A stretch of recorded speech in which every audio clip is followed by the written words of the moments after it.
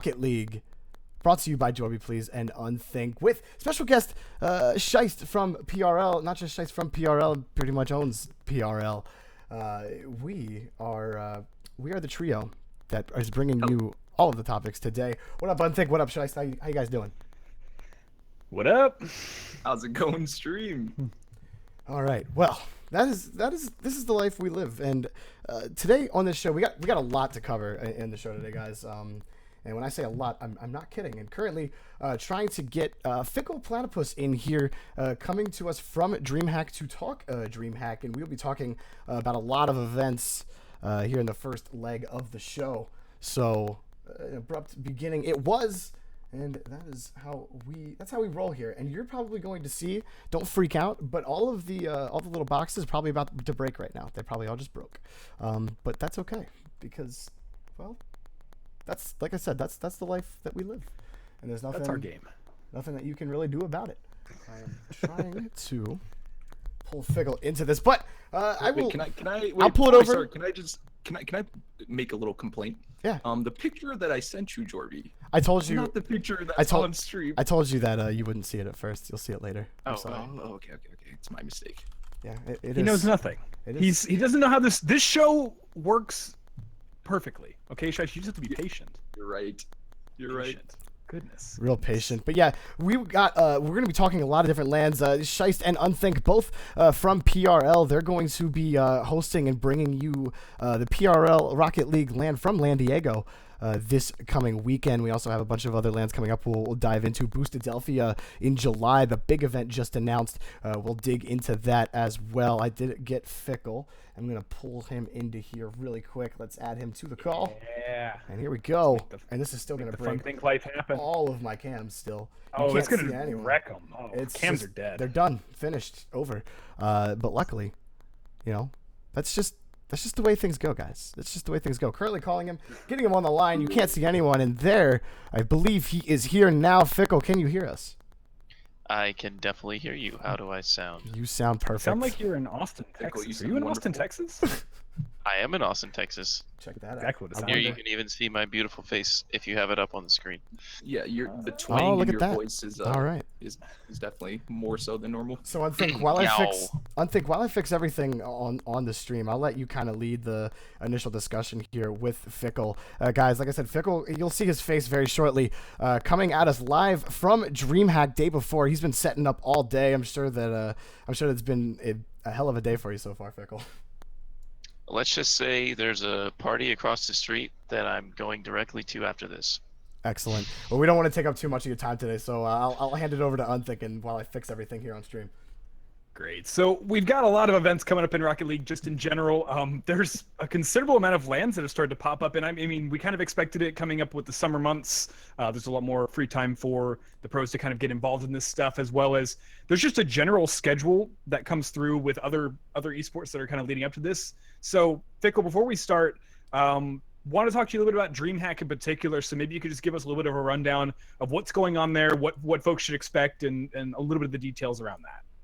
Absolutely. So DreamHack is mostly, and I say mostly with an asterisk, because a European organization, focused in Sweden. But starting in 2016, they started having U.S. events, and the only U.S. event they did in 2016 was Austin, Texas. After the success of that event, they're bringing 3 more events to the U.S. and Canada. So we have DreamHack Austin, DreamHack Atlanta, DreamHack Denver, and DreamHack Montreal, all going on in 2017, which are going to be nuts because they're only going to get better from here. I'm at Austin, Texas right now. I am a part of their crew TV production crew, sort of stuff like this. So, we're in charge of making sure the streams are running and not catching fire, and having broadcasting and stuff like that. Awesome. Excellent. So want to talk to you a little bit about, so you're kind of involved in, the creation and working with the Rocket League event team to make DreamHack a reality for the Rocket League community. Could you just talk a little bit to, so Scheist and I will be going to Lan Diego this weekend and doing something kind of similar, but wanted to get your take on kind of what work and prep you put in to get ready for the live event. What's it taking right now on the floor that you're there? What are some of the things that you're seeing? So I just want to anybody's listening out there, you really need to thank the organizers of these things, because sometimes, especially at a huge convention center like this, I'm not sure the size of the San Diego one, but I see all these people moving tables and bussing forklifts and hustling and bustling around. I'm like, dang, this takes so many people and it's such a concerted effort in a quick amount of time. Like, there's only like 2 or 3 days to set this up, and it's a giant convention center. People are spending like 12-hour days here setting up, tables and messing with sound and cameras and making sure everything is good, so that you guys, all you have to do is come in and enjoy it. There's a lot of stuff that goes on pre and post these events that would drive a lesser man's spirit into the ground. Having to pack up like 100 plus, free to play computers and monitors. Like, it's cool if you come over here and play your favorite game for 45 minutes, but then afterwards you gotta pack it back into the same box that it came into, and it goes on a shipping cargo pallet and then back into a warehouse. It's just a ton of work to put together. So enjoy it, but make sure to also take into consideration the amount of work that goes into it. Yeah, I can only imagine. I know that we've got our hands full coming up the next couple of days, so definitely want to shout out to any organizers who are willing to put on a major LAN event like this. That is absolutely awesome, especially for a group like Rocket League, who we are so grateful for that kind of stuff, as we are just kind of now dipping our toes into that live event space. Are there any challenges in setting up the event, or maybe to the tournament and actually like running the back end, that you're seeing that are a little bit different maybe than the online tournaments that we typically do run? Because I know you've been a part of a lot of different organizations running those as well. Yeah, I get around. So, so one of the biggest concerns is, at least with me, when you're in a live area, you want to get the atmosphere like you're in a live area, and you can't always do that every single time, just because of the equipment you're given or the amount of space or the cords you can run, because you have your players playing in one area and the casters and the production team are off to another area, but you want to get the camera work showing the players and stuff. So you're running like 100-foot extension cords, and we call it cord spaghetti. There's just like Ethernet cables and extension cords and power strips all over the floor and stuff like that. So, networking the cables and stuff like that is a huge thing that goes into live events. Another huge thing that is really brought up with live events is the scheduling, because especially at a place like DreamHack, and San Diego is having other games as well, but you need to get on the stage for your game and get off the stage so that the next activity can go on. Like, it's not like RLCS where it's strictly Rocket League and that's the only thing they're doing. You also need to be considerate of other organizations that have that stage space, and that's kind of unfortunate, but it's like, esports is a massive task, and it's not just one game.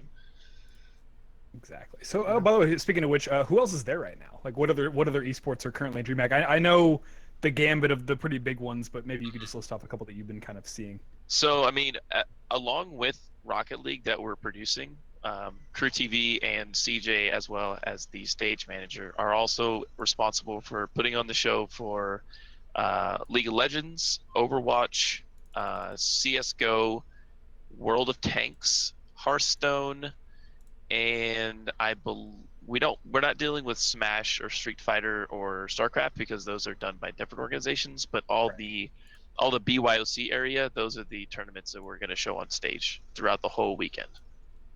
Awesome. It's going to be a great event. We're really excited about it. I personally, I've been following DreamHack since forever, because I'm a big fan of Counter-Strike and StarCraft, so I've definitely been able to follow that stuff from other perspectives. Maybe just to talk a little about now that RL is kind of new to that, where can folks go to watch, and then where are the time and dates and the information around that? So specifically for Rocket League at DreamHack, I believe it is DreamHack_Community 1 and DreamHack_Community 2. Those are going to be where we're playing our brackets. But the main stage, which is going to be the good stuff, I have not gotten a link for that yet, but I believe it's probably going to be hovering on the front page of Twitch, probably. Excellent. I don't have the specific link because we've not received it from our head production manager. Like, we're talking like head of production for the entire DreamHack organization sort of thing. He's supposed to give that to us sometime tonight/tomorrow in the day. So I will definitely tweet it out on my Twitter and Texas RL's Twitter as well, and I'm sure a bunch of people will retweet it and it'll get out. Awesome, awesome. Looking forward to that. If you've got a link, maybe you can just shoot Jorby's way sometime, and we'll drop it into the stream a little bit later on for the chat, so they can just make sure they go in there and follow those links. That would be absolutely awesome. I mean, you're going to be rolling over across the street in a little bit, but if you get some time, greatly appreciate it. Otherwise, folks, don't forget to head over and check out DreamHack. The information, they will be out there in just a little bit over, probably on, it's definitely going to be linked to Reddit, right? And it's going to be all over Twitter, and then, of course, on the front page of Twitch. Yeah, so, we should have a place. Reddit post sometime up soon. Yeah. Awesome. Excellent, excellent. And Scheist knows what to do with that. Yeah, Mr. let me know when it's up. I'll pull some strings, Fickle. We're not live, right? Oh, we are. Can we, Nope, can not we at all. talk about that one time I went to Scheist's house and the particular people that were drinking? Oh, man. As long as we're not live. And just jumping into this conversation because I had to fix everything on the stream, Fickle, and I'm not sure I was listening. I just want to make sure I didn't miss anything on Think. Did we happen to ask who's gonna be? Do we know any notable names that are gonna be a DreamHack? I know I personally think I know some people are showing up, but if we haven't gone over that, then definitely are there any notable names? I know We haven't Kronovi's talked going. about that yet, actually. No. Yeah. So, yeah, Absolutely. The grand clickbaiter himself, Kronovi, is going to be at DreamHack, as Awesome. well as Rizzo is supposed to be showing up. Pluto from Selfless is also supposed to be showing up. We have Alright. some of our own TXRL champions, Among Star and Tyrus, who are also going to be showing up. And we have Hawkshot, Crazy Preacher. They won South by Southwest Gaming 2017. You might know them from Ranked, or if you've been following some of the TXRL events. Yeah. You'll know their faces. But those are the the big players that we're expecting to show up. Awesome. Awesome. That's great. Yeah. DreamHack's going to be crazy. Guys, you will be able to find the DreamHack stream. Twitch is going to be pretty much covering the entire event. You just go to twitch.tv. The front page is going to be loaded with it. And if you want to find the Rocket League specific event, you probably can just click on the Rocket League game and it'll be there. I can tell you specifically what time it's going to be. I just cannot say what the stream is going to be. So starting tomorrow around 6 or 7 Central, we're going to be showing bracket play, and that's just going to be like kind of how I'm set up right now. Just we'll have 2 casters here, probably myself and another person on the crew, and we're going to be set up against the background while we're doing matches, and it's going to be very online-ish sort of thing. You'll have the casters in person with face cams and everything, but the gameplay is going to be from the computers back there. But on Saturday in the morning around 10 a.m. Central, which is kind of a yucky time spot, but hopefully Europe can catch it, and we'll have the VODs and everything. That's where it's going to be on the main stage, and that'll be running from about 10 a.m. to 1 in the afternoon. That is Awesome. a sick shirt, by the way. It I didn't is. even notice. I just kinda noticed you were jelly. looking. Oh man. I'm like, I need Look at that. to drive to Austin tonight. It'll take me 24 hours, but I'll be there tomorrow night. Oh, man. By the way, Fickle, you may have touched on this earlier, but are you casting the entire thing? The entire Rocket League tournament, right? The entire Rocket League tournament, yes, and then potentially, I will be stage hosting the rest of the weekend for the other games. Because as much as I played League of Legends and a little bit of CS:GO, I'm definitely not knowledgeable enough to cast for it. But I am more than knowledgeable enough, and the crew trusts me enough to wear a pretty suit and stand on stage and interview the players. So You're so hopefully, Cool. hopefully I'll get. Thank you. Oh my gosh, you're gonna make me blush. Good thing we have cams. Wow, I can't do this Oh, anymore. baby. All right, well, we're getting a little hot and heavy on stream. Fickle has had a long day, so we're gonna let him out of here. Unless, Fickle, you got anything else you want to add? We will let you get on your merry way and go party, because you definitely I would like to add that Saturday is going to be a very, very cool day for live events, and this is a nice transition over to Scheisty over there. So you can catch DreamHack in the morning, and then you can, if you want to stick around for DreamHack, that's fine. But if you want to watch more Rocket League, Land Diego partnered with PRL is going to be doing their $1,000 plus swag event on that same day in the afternoon. We're Yeah. in Oh, luck no. because our stream is on Sunday. Oh, okay. So literally, You just can got wake up- bamboozled. I thought it was, did you guys change it from Saturday, or am I just confused? It was always We're Sunday. I all, think you're we're just all confused. rolling in on Saturday. We're setting up. We'll and walk then you Just through Sunday's it. the big day. Redact everything I just said. Cut it. No, redact part of it. It's still exciting. Best transition in a. Yeah, so people will be able to wake up on Saturday, watch DreamHack, go to sleep, wake up, watch Land Diego. Exactly. And I'll let you say who you got going there, so I won't steal it from me. But I probably know the team that's gonna win. Yeah, there's a lot of great stuff out there. Yeah. All right, guys. Well, that is, like I said, that's Fickle Platypus coming at you from DreamHack. Definitely check that out this weekend. He'll probably throw me links, and I will throw them in chat later with that sick badge. Dude, that's the swag. That is so I'm shiny. so Oh, jelly. The crew. swag is so good. We have badges. The swag Choice, is we so better good. have badges. But anyways, Fickle, we will let you get on your way. Thanks for coming out. Really appreciate your time. No problem, guys. Have a good podcast. Yeah, See you, man. See you, See ya. Fickle. All right, and that's gonna break everything really fast, so everyone's gonna Yep. deal with it. Yep. And that's I can, okay.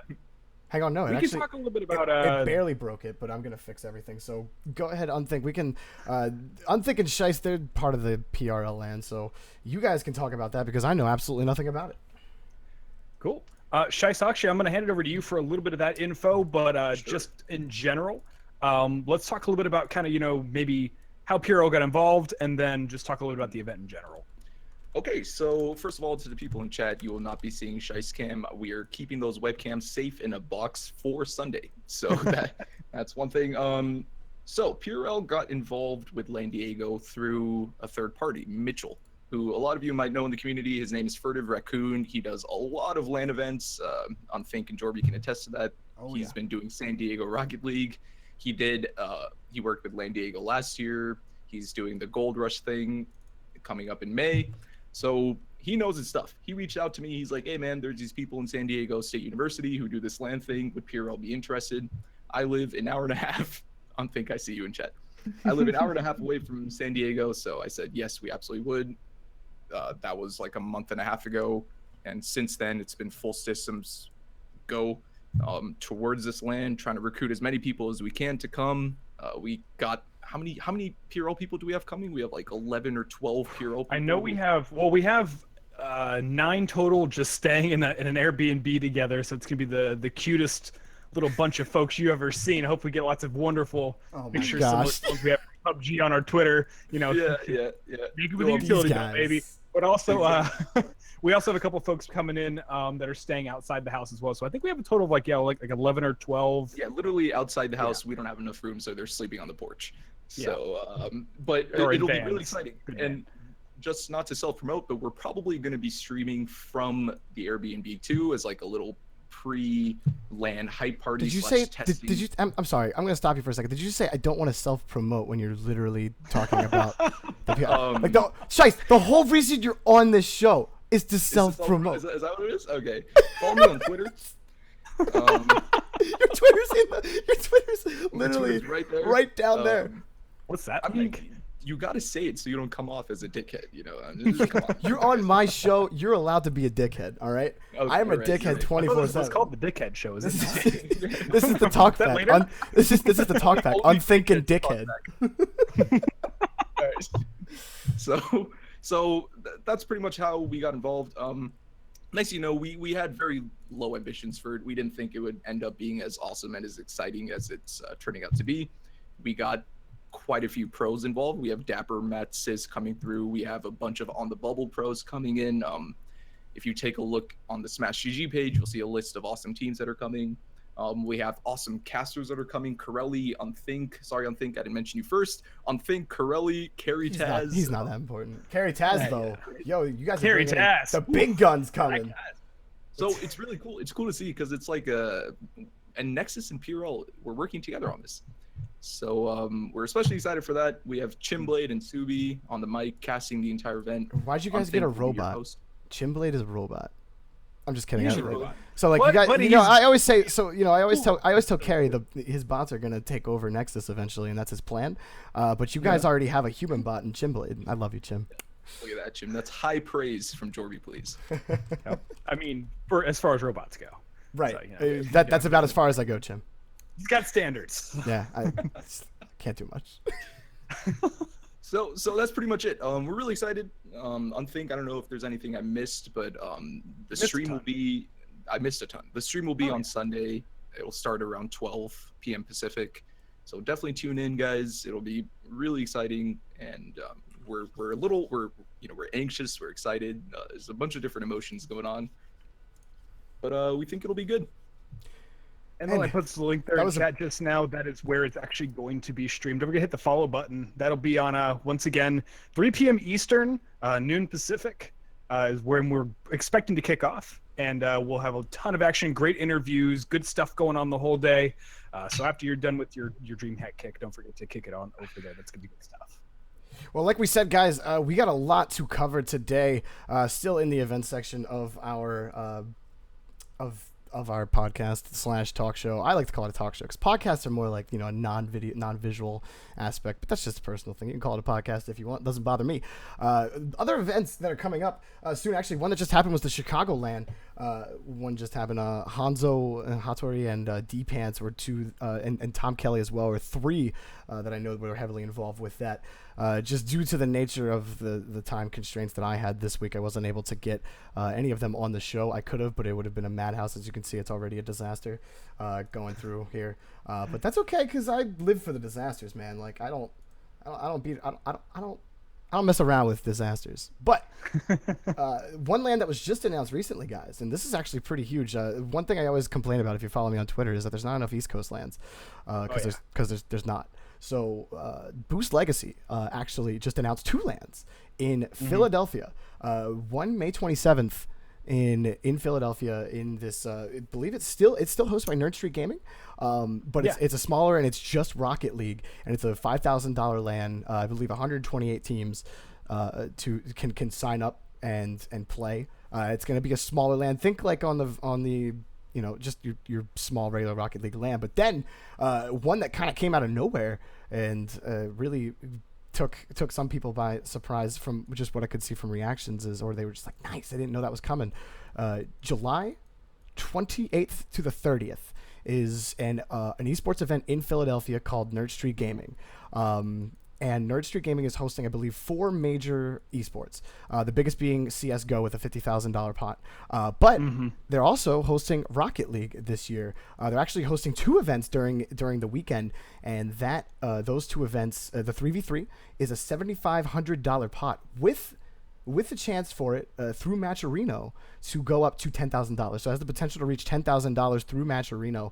I don't think we've received the details on how that's going to work. I believe just through donations or maybe through the free code system that Matcherino uses. And the smaller 2v2 tournament they're also going to be running, I believe that is, I want to say it's 5,000 and then plus Matcherino. Yeah, I think it's 5,000 with potential to be $7,500. So it's a huge land. So apparently, according to the Boost Legacy Twitch themselves, they just said it's 15,000 for Rocket League. I don't know if we 15,000 total. It's 7,500 both ways. So it's 7,500 each. Gotcha.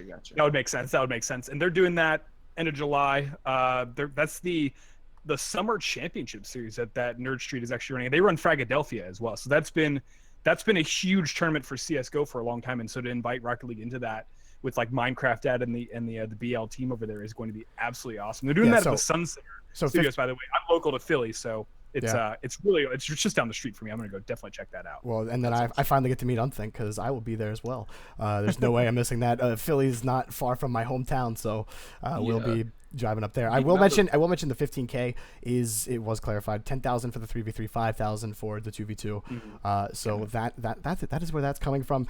Keep an eye, guys. If you follow Boost Legacy, it's literally just at Boost Legacy on Twitter. Unthink, if you can give me links in chat, that would probably help here. Sure can. And then you follow them on Twitter. You can find all the updates for the event through them. And you can also join their Discord as well to get all the latest updates. Minecrafting Dad, heading up that entire thing. The man of many talents, awesome. Minecrafting Dad. I love him. Shout out to him real quick. But yes, that is Boostadelphia, which by the way is the best name for a land we've had in Rocket League so far. Easy. You don't think Land Diego's any good? Land Diego's good, but Boostadelphia, man, like come on. It is. I'm in Philly. I 100% agree. Yeah, 200% so actually. I mean they probably have the best thing about Philadelphia in a name, because Philadelphia is Philadelphia. I want to just give a quick shout out. There's another LAN happening tomorrow since we're on the topic. This is announced in the Rocket Live Discord. If you guys aren't a part of that, you definitely should be. It's discord.me/Rocket Live. They're at the Microsoft store in New York City, I believe. Yeah. There's like a very small LAN happening. Just to shout out some information. It's at the Microsoft store. No venue fee, no entry fee needed. It's from 7 p.m. to 10 p.m. It's in New York. If you guys want more information, just PM me or something. There's someone in chat who is promoting it. I don't know if he can provide more information, but the point is there's a lot of LANs happening, guys. There's tons of LANs happening, and it's a beautiful thing.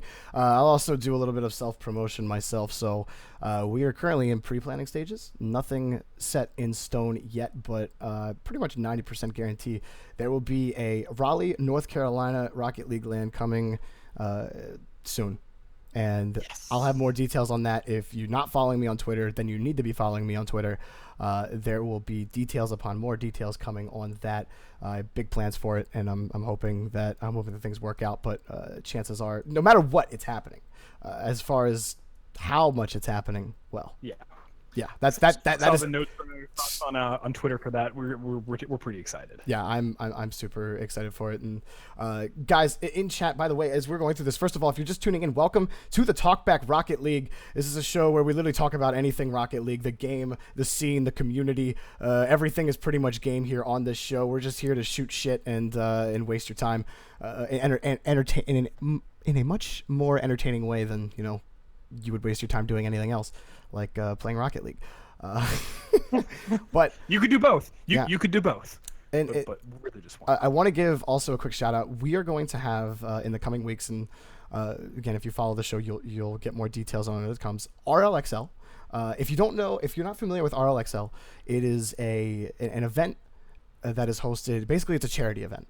I don't remember how much. Scheist, do you remember how much they raised last time? And how much RLXL raised? Oh dear. I remember it was a ton. The first time they did it, it was like 15,000, I believe. Yeah, I thought it was like 15. So yeah, Alstato can probably Alstato. What's RLXL? Man, that's not good. That's not good. In short, not a good start. Oh man, it was considerable.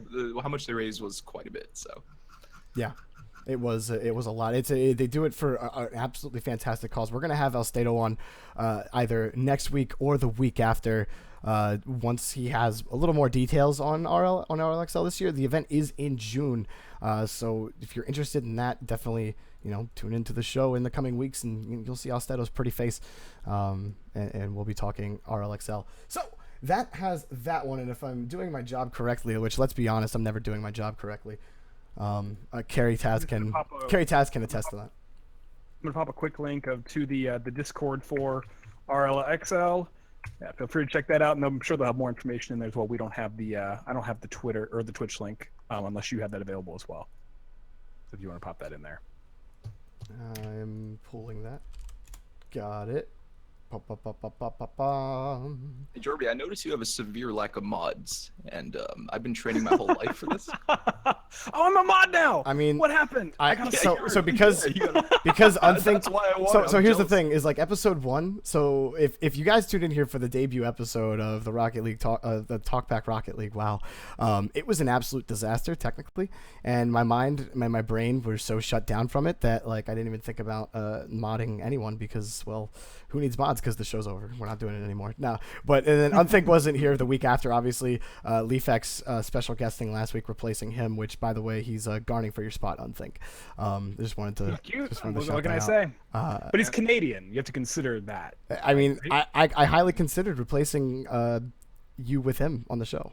Well, because of the Canadian. I just love Canadians. This hurts. Really? You love Canadian? I don't know if I want to be on the show anymore. Listen, I cast. Yeah. What is this? I didn't agree to this. But oh look, I have mouse. I'm circling Unthink's face right now. Anyways, basically, so that's why mods weren't there. But Unthink is a mod now because Unthink is the co-host of the Talkback. Scheist, you're just a special guest. And you're too busy. You're too busy to. He also has way too much power. Can we talk about how much power he has? Yeah, he's like Cell from Dragon Ball Z, where he just like absorbs everything. That's one power he has. And then he's also like the Son of Man, where like he's like everywhere at the same time. He's like, I am Scheist, I am God. Welcome See, the secret to my is domain. to create. It's the secret's to create the illusion that you're everywhere at the same time. Right. So yeah. So I mean, I can go into this, but I feel like there news to be like a subscription-based model here, and people need to pay for this information. You're everywhere, Scheist, and that's the More news on that later. We're going to DLC unlock the next section of this podcast and $5. No, that is a terrible business model. Win. No one has ever. I like it. No one has ever done that.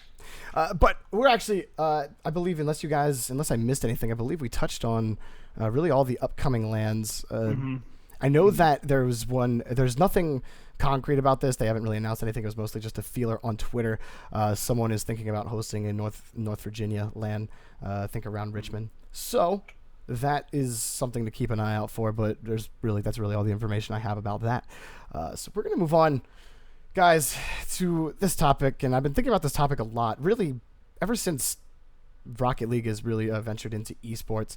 It's something I've been thinking about, and also just with respect to kind of the age range that our professional scene skews. There's a problem. It's not necessarily a problem, but I think it's just something that needs to be discussed and something that we need to get everyone thinking about more. We've thought about it, we've talked about it either on Twitter or in our respective Discords together, but we've never really kind of coalesced it all together and put it all under one roof, and that's just professionalism in Rocket League in general. And I just want to get I want to get people thinking about this more when you think about the growth of Rocket League esports. And we kind of touched on, we've been touching on this kind of every week on this show, just different aspects of it, but that just kind of shows you how important this is and how much it touches every single really aspect of this. And when we're growing Rocket League, trying to get it to tier 2 status, which the tiers, separated by revenue, when we're trying to get it up there, this is one of those things that we have to kind of take into account. And Rocket League is one of those esports that skews a little bit lower on the age range scale than most other esports, I think. A little bit. I guess it really depends on the esport, and it depends on kind of also, honestly, the nationality, as weird as it is. So like North American, European esports gamers kind of sit in a certain range. And then if you were talking about other esports, particularly Korean dominant esports, they're similar in the range actually to Rocket League, but in comparison their North American European counterparts are much older, so it's kind of complicated, but definitely that range of around, we're talking about in terms of RLCS 15 to in early 20s, right? That's kind of the range we look at normally. Yeah, I think it's 15 and 19 is the where most of our players sit. So I'm 24, so I'm way past that age range. Obviously, I know there are a lot of the tournament organizers, at least, that are much older than me. But when we're talking about even people involved in the community, I still kind of skew on the older end of the scale. So just old man. We were all like there once. We were all kids, and we were all teenagers, and we kind of learning about how to be. Maybe you just never really got to the point in your life where you had to learn how to be a professional, and really they don't have to. They shouldn't have to. You're a teenager. You should just have fun. You don't have to worry about being professional until you're an adult. Unfortunately, you kind of forfeit, in my opinion at least, you forfeit a little bit of that freedom when you're talking about becoming when you say, yeah, I'm a Rocket League pro. Well, pro is short for professional. And there's a lot that goes behind the word professional. And if you want it to be considered a professional, you have to act like a professional. And if you want people to take you seriously, that comes into play. We're going to touch on that a little bit later. I actually just want to follow how we really wanted to go down through this. But it kind of plays into a big issue that we really have right now. And this is, watch, it's hard, right? I'm taking it at tangents, is team shuffles and why they happen. And I think professionalism does play into this a little bit. And there's a lot of reasons for this. If you guys tuned in the last week's show, and if you didn't, you should totally check it out on YouTube. Me and Leaf discussed esports contracts and organization to player relationships and how players have just been continually getting fucked, really in all esports, and just due to a lack of understanding of what they're signing. And that's one reason I think that for team shuffles that are happening is because, these contracts just they aren't the organization to player relations are not solid legally, and that causes rifts between players, teams, and everything, and I think that's one reason. But I think there's bigger reasons why it's happening, and. I think I can let you. No, I can let you talk for a little bit. So I've been talking. It's all good. So contract pay is a big part of esports in general. I think we talk a lot about that when you think about some of the more established tier 1 esports, that they're now these contracts you set into play, whether it's a 3, 6, 9 month, 1 year. Virtus Pro just signed the longest standing esports contract, a 5-year contract with the team to stay together. So you can see that it varies pretty heavily amongst organizations. And Rocket League is kind of unique in a way where, because it's sort of an infant community, we have some teams that are in a state to they could potentially be contracted players. And then we have some teams that are, of course, more of the, without a better term for it, more pickup teams.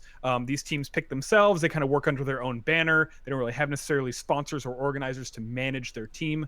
And so they kind of work that effort from the back end on their own. And so they're also kind of like their own foundation in a way.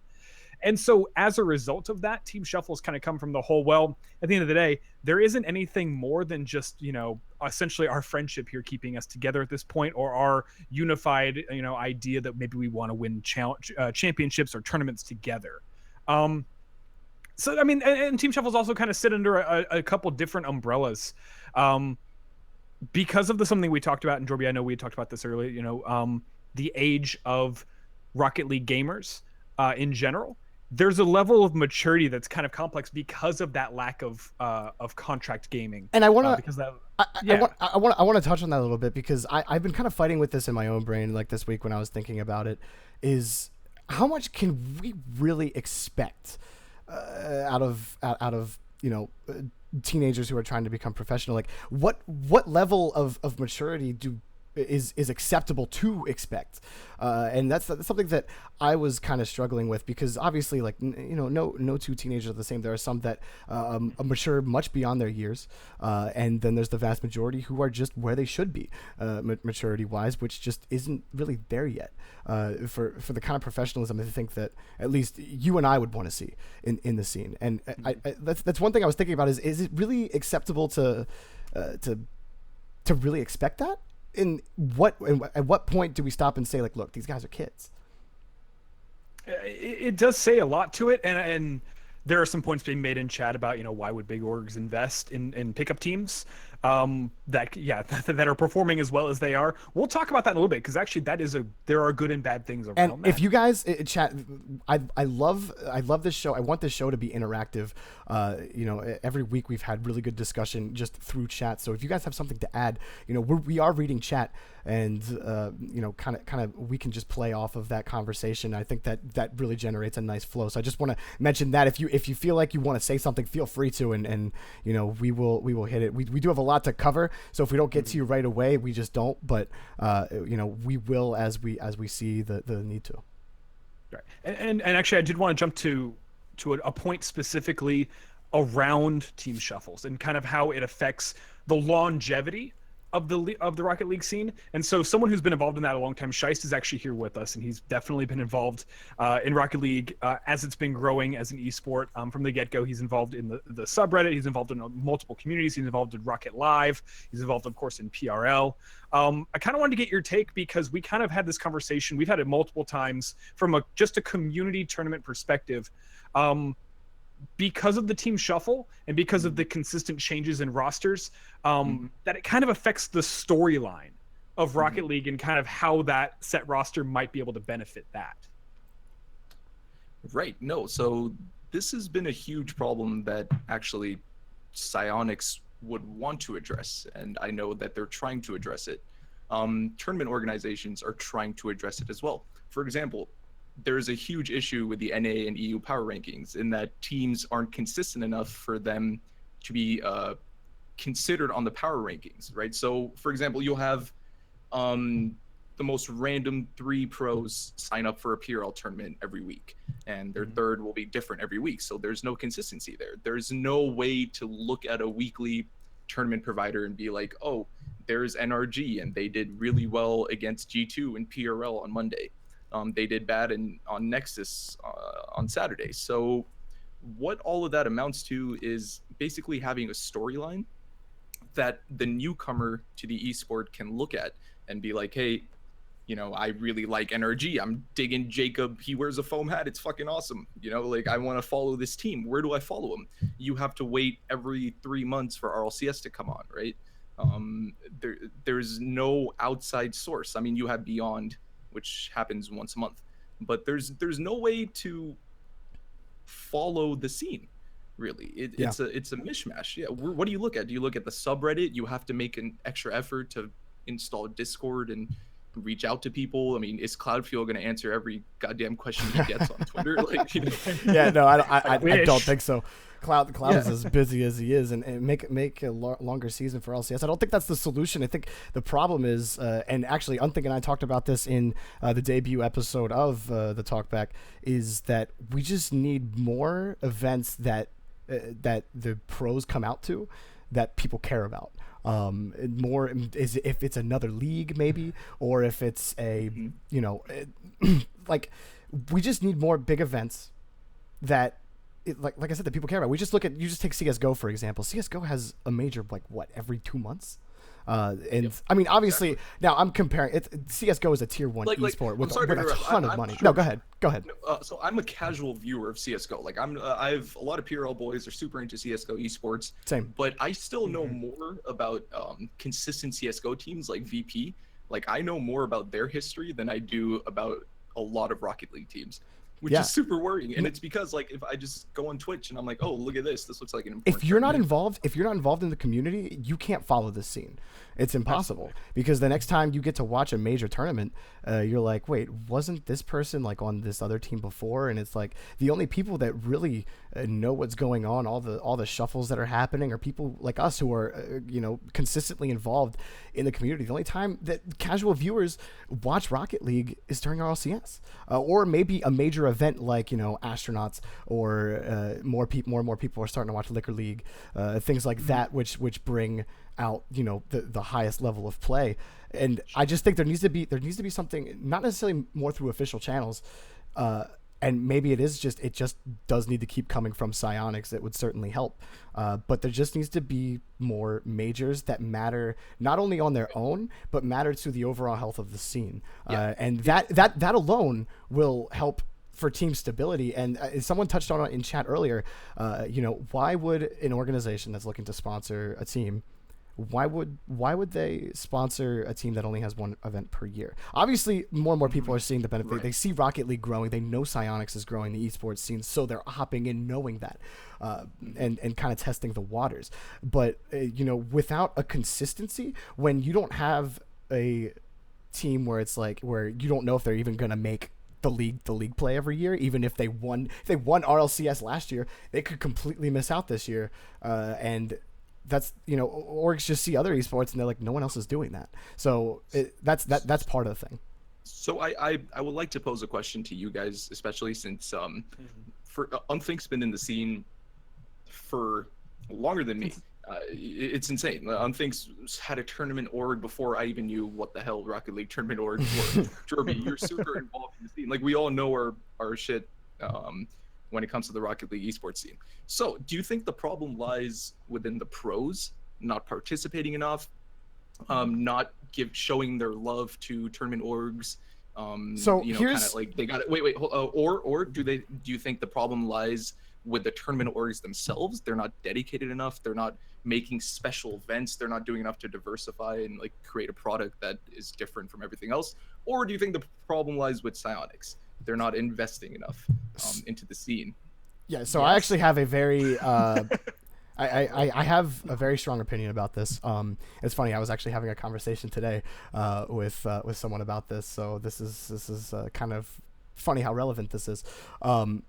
This is kind of controversial. When I say controversial, I just mean it's very polarizing. Like, people think it's one way or the other. Here's the thing.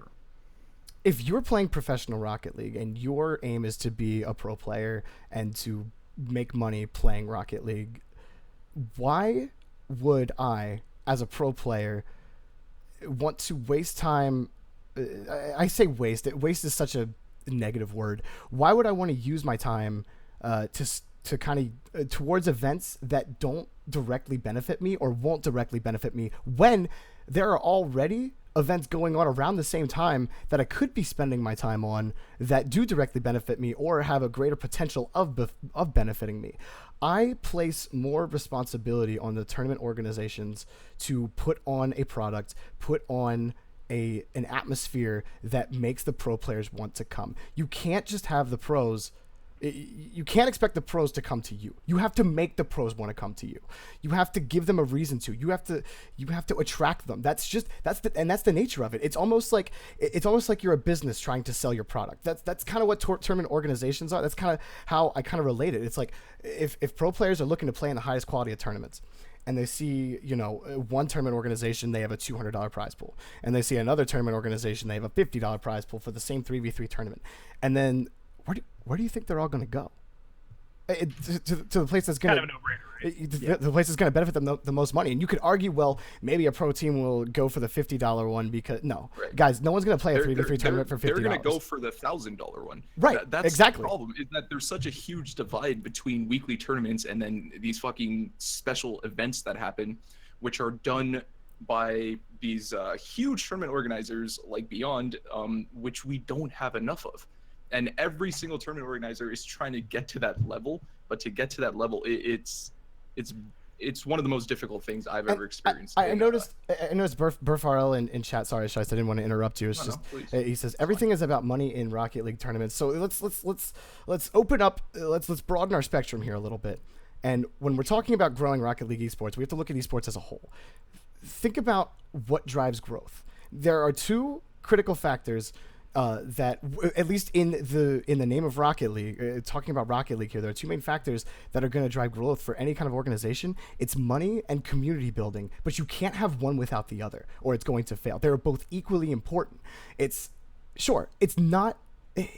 Money isn't everything, but money is the main thing that is going to bring in high-level play, and that's going to net you viewers. That's going to produce growth. That's the reality of any esport.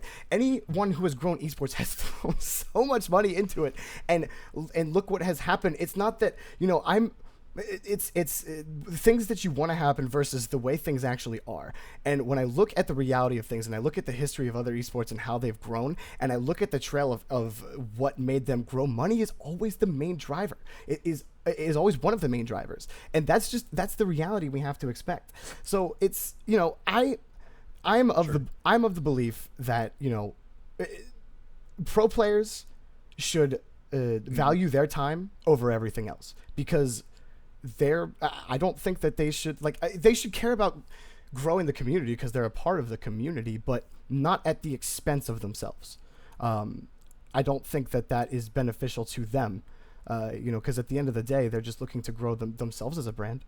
Right. And so it's on the tournament organizers to put on a product that is enticing for pro players to want to participate in, because if you're not going to do it, another organization is, and guess where everyone's going to go? You can say, yeah, we have the community aspect locked down. We just want the pros to be more involved in our community, and then that'll bring more people in, and that's how we're going to grow. But there are organizations out there that do that, and they have the money. So you just lost out anyway. They in addition to it. So right. I just don't yes, you could see growth, not using that as your main driver, but I don't think you're going to see the growth you want to see. Right. No. So I would like to jump in real quick. So yeah, I do agree that money is a huge part of it. That is the quintessential part of it. But look at events like Gold Rush, for example.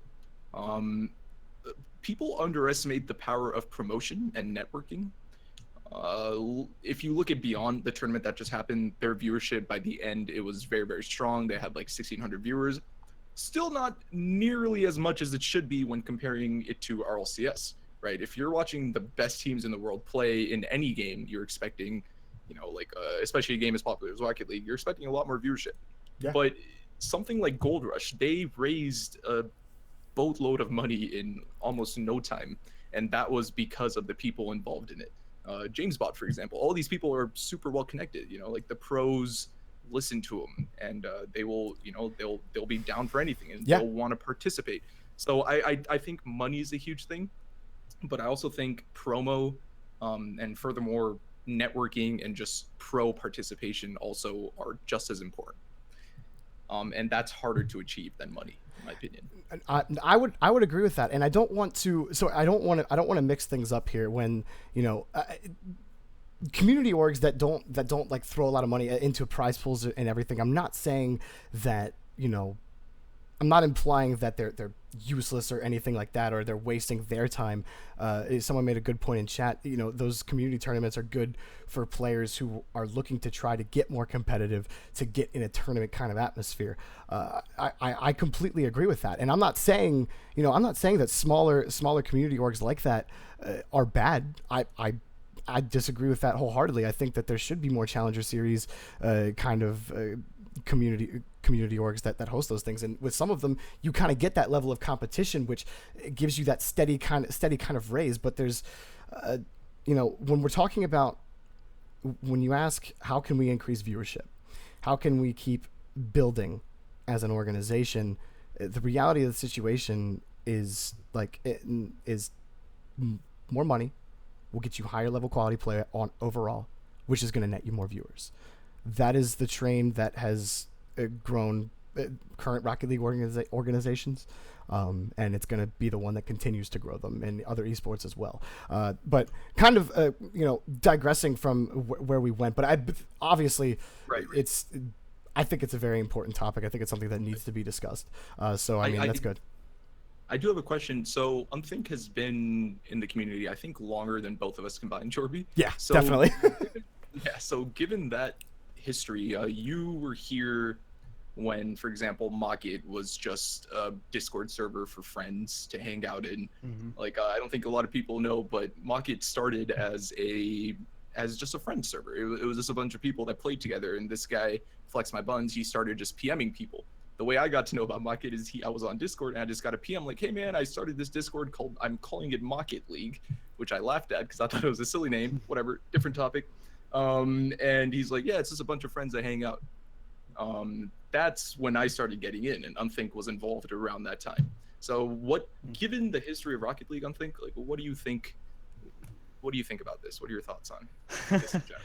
I have to step back like 4 steps because I went ham on the digression. I totally stole Unthink's thunder. I'm going to take us in a slightly different direction, and I know you guys will be able to contribute to that from my experience. So to back up, I started a Rocket League organization called Rocket Tourney that ran the Reddit invitationals in the open in like the very first month that Rocket League was out.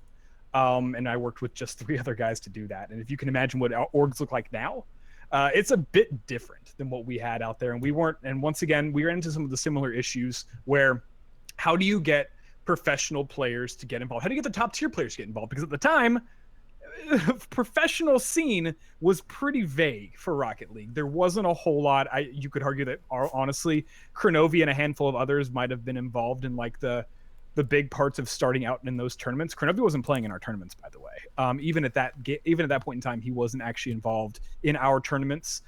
Players like Martin were actually involved in our tournaments. Players like Classics would show up to them.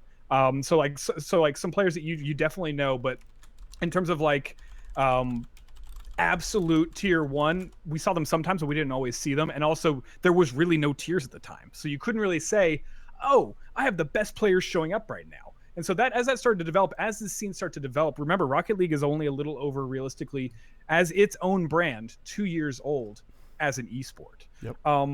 And so what we slowly developed over time is what most organizations have figured out. And honestly, I don't want to be weird, but it's kind of a copycat game.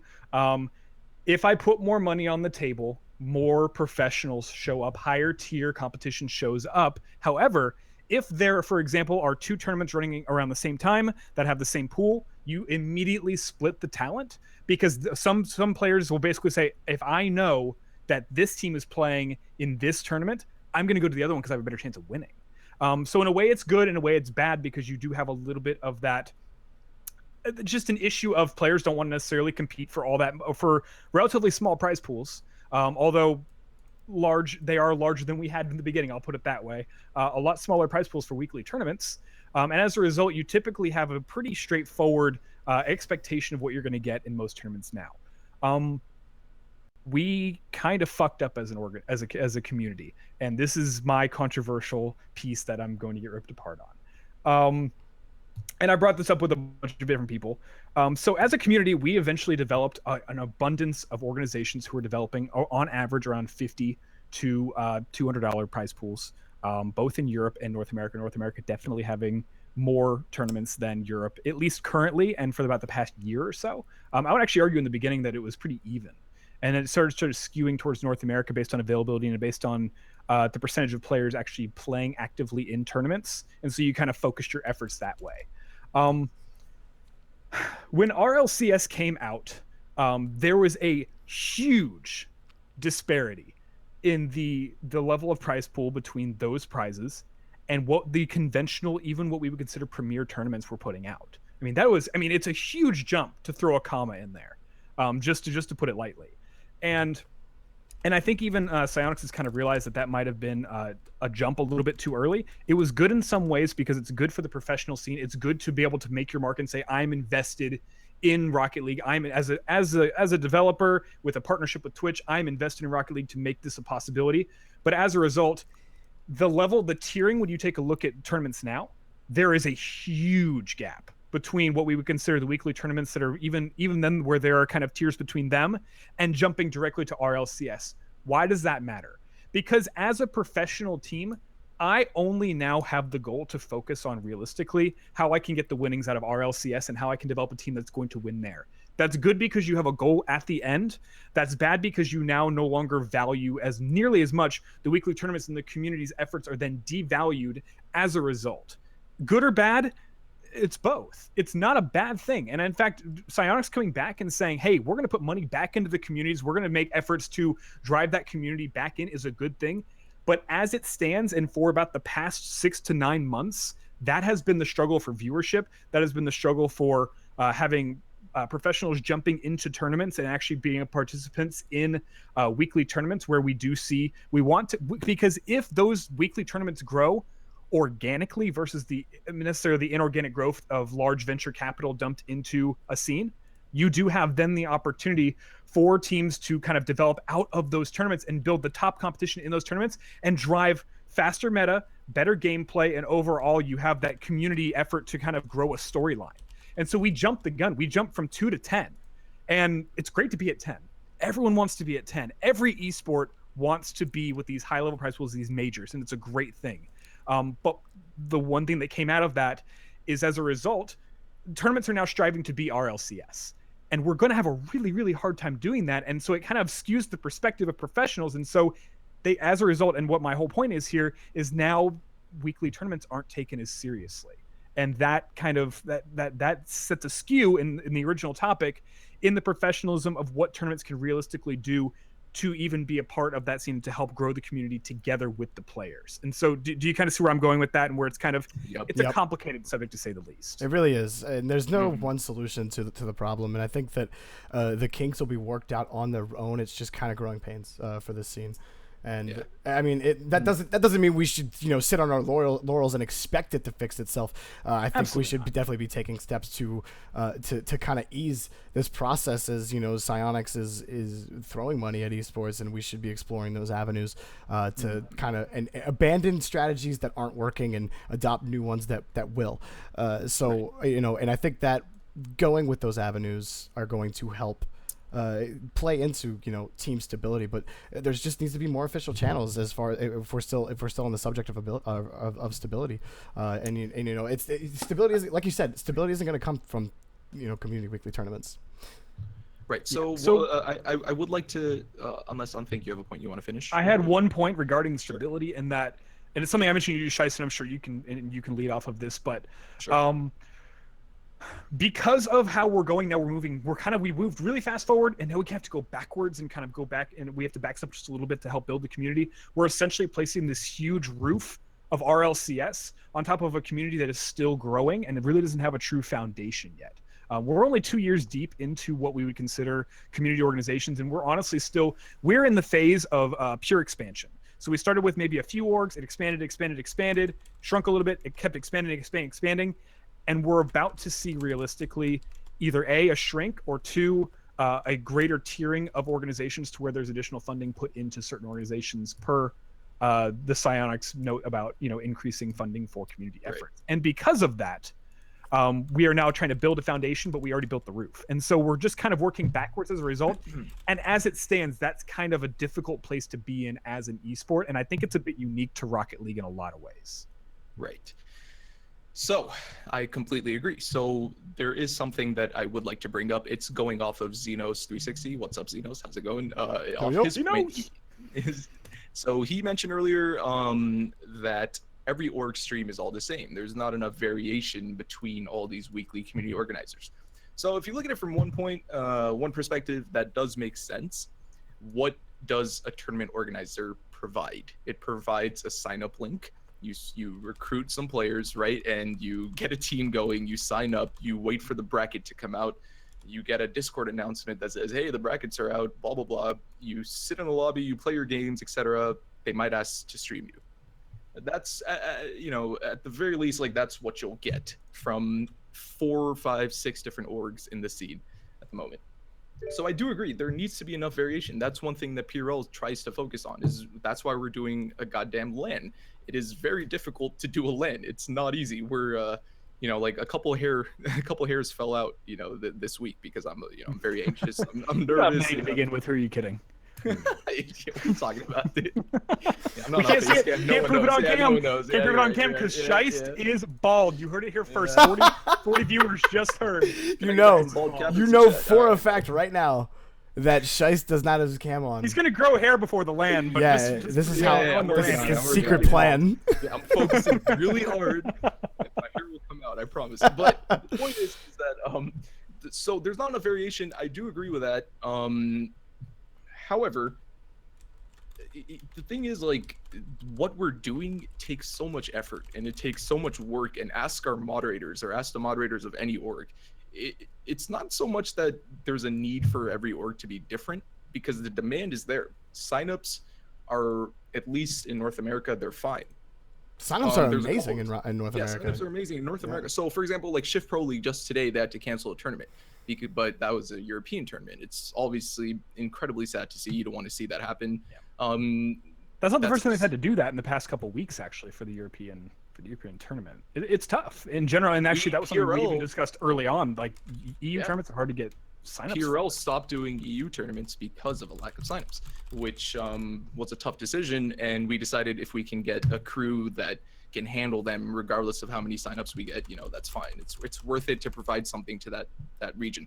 But the point is that it takes a lot of effort, and kind of you realize that even tournaments that are huge and tournament organizers that come in like beyond, they're not really doing anything that's different either, because the business model is it's a good one. You're doing a lot of effort, you're providing something that these people want to do, people have fun.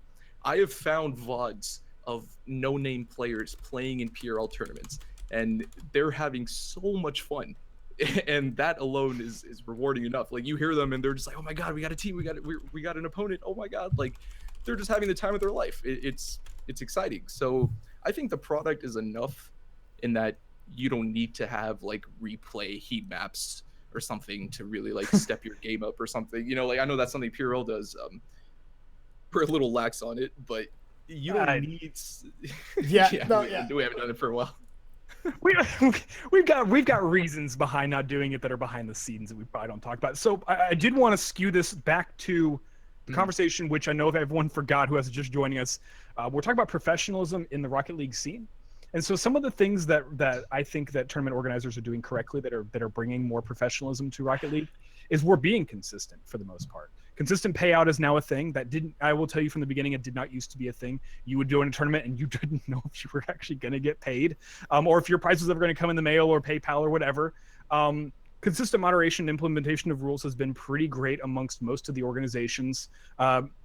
there's been a foundation in general to just hone the competitive skill level in the community. And I think that that's been something that we've definitely, that as community tournaments online really exclusively have fostered. The one thing we now have to look at is how do we expand upon that, because at a certain point, and I think that we can all kind of agree over the past 3 or 4 months, the majority of online tournaments for Rocket League have plateaued. Yeah, and like I said, I think that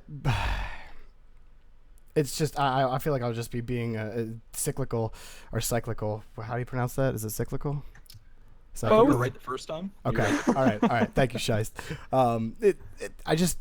I feel like we're just kind of beating a dead horse at this point with this, and I do want to go back though, and kind of related. ProGens asked, just because this has happened before and it failed. Do you think these orgs could start their own tournament series where, say, they have like a league play and a decent prize pool at the end and continue weekly tournaments?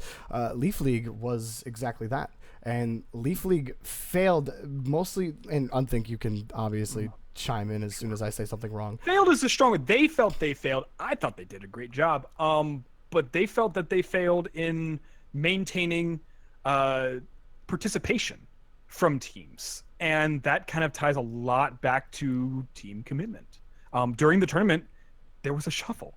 Like it's, do you see what I mean? Like that kind of comes back to, it's a bit of a seesaw in terms of what can tournaments offer and provide versus what is the community willing to give. Exactly. That's why I feel that one of the only ways you're going to really get team stability is if the developer of the game funds, because in reality, the entity that has the ability to fund in a way that is going to grow the scene and promote team stability and bring sponsors in is Psyonix.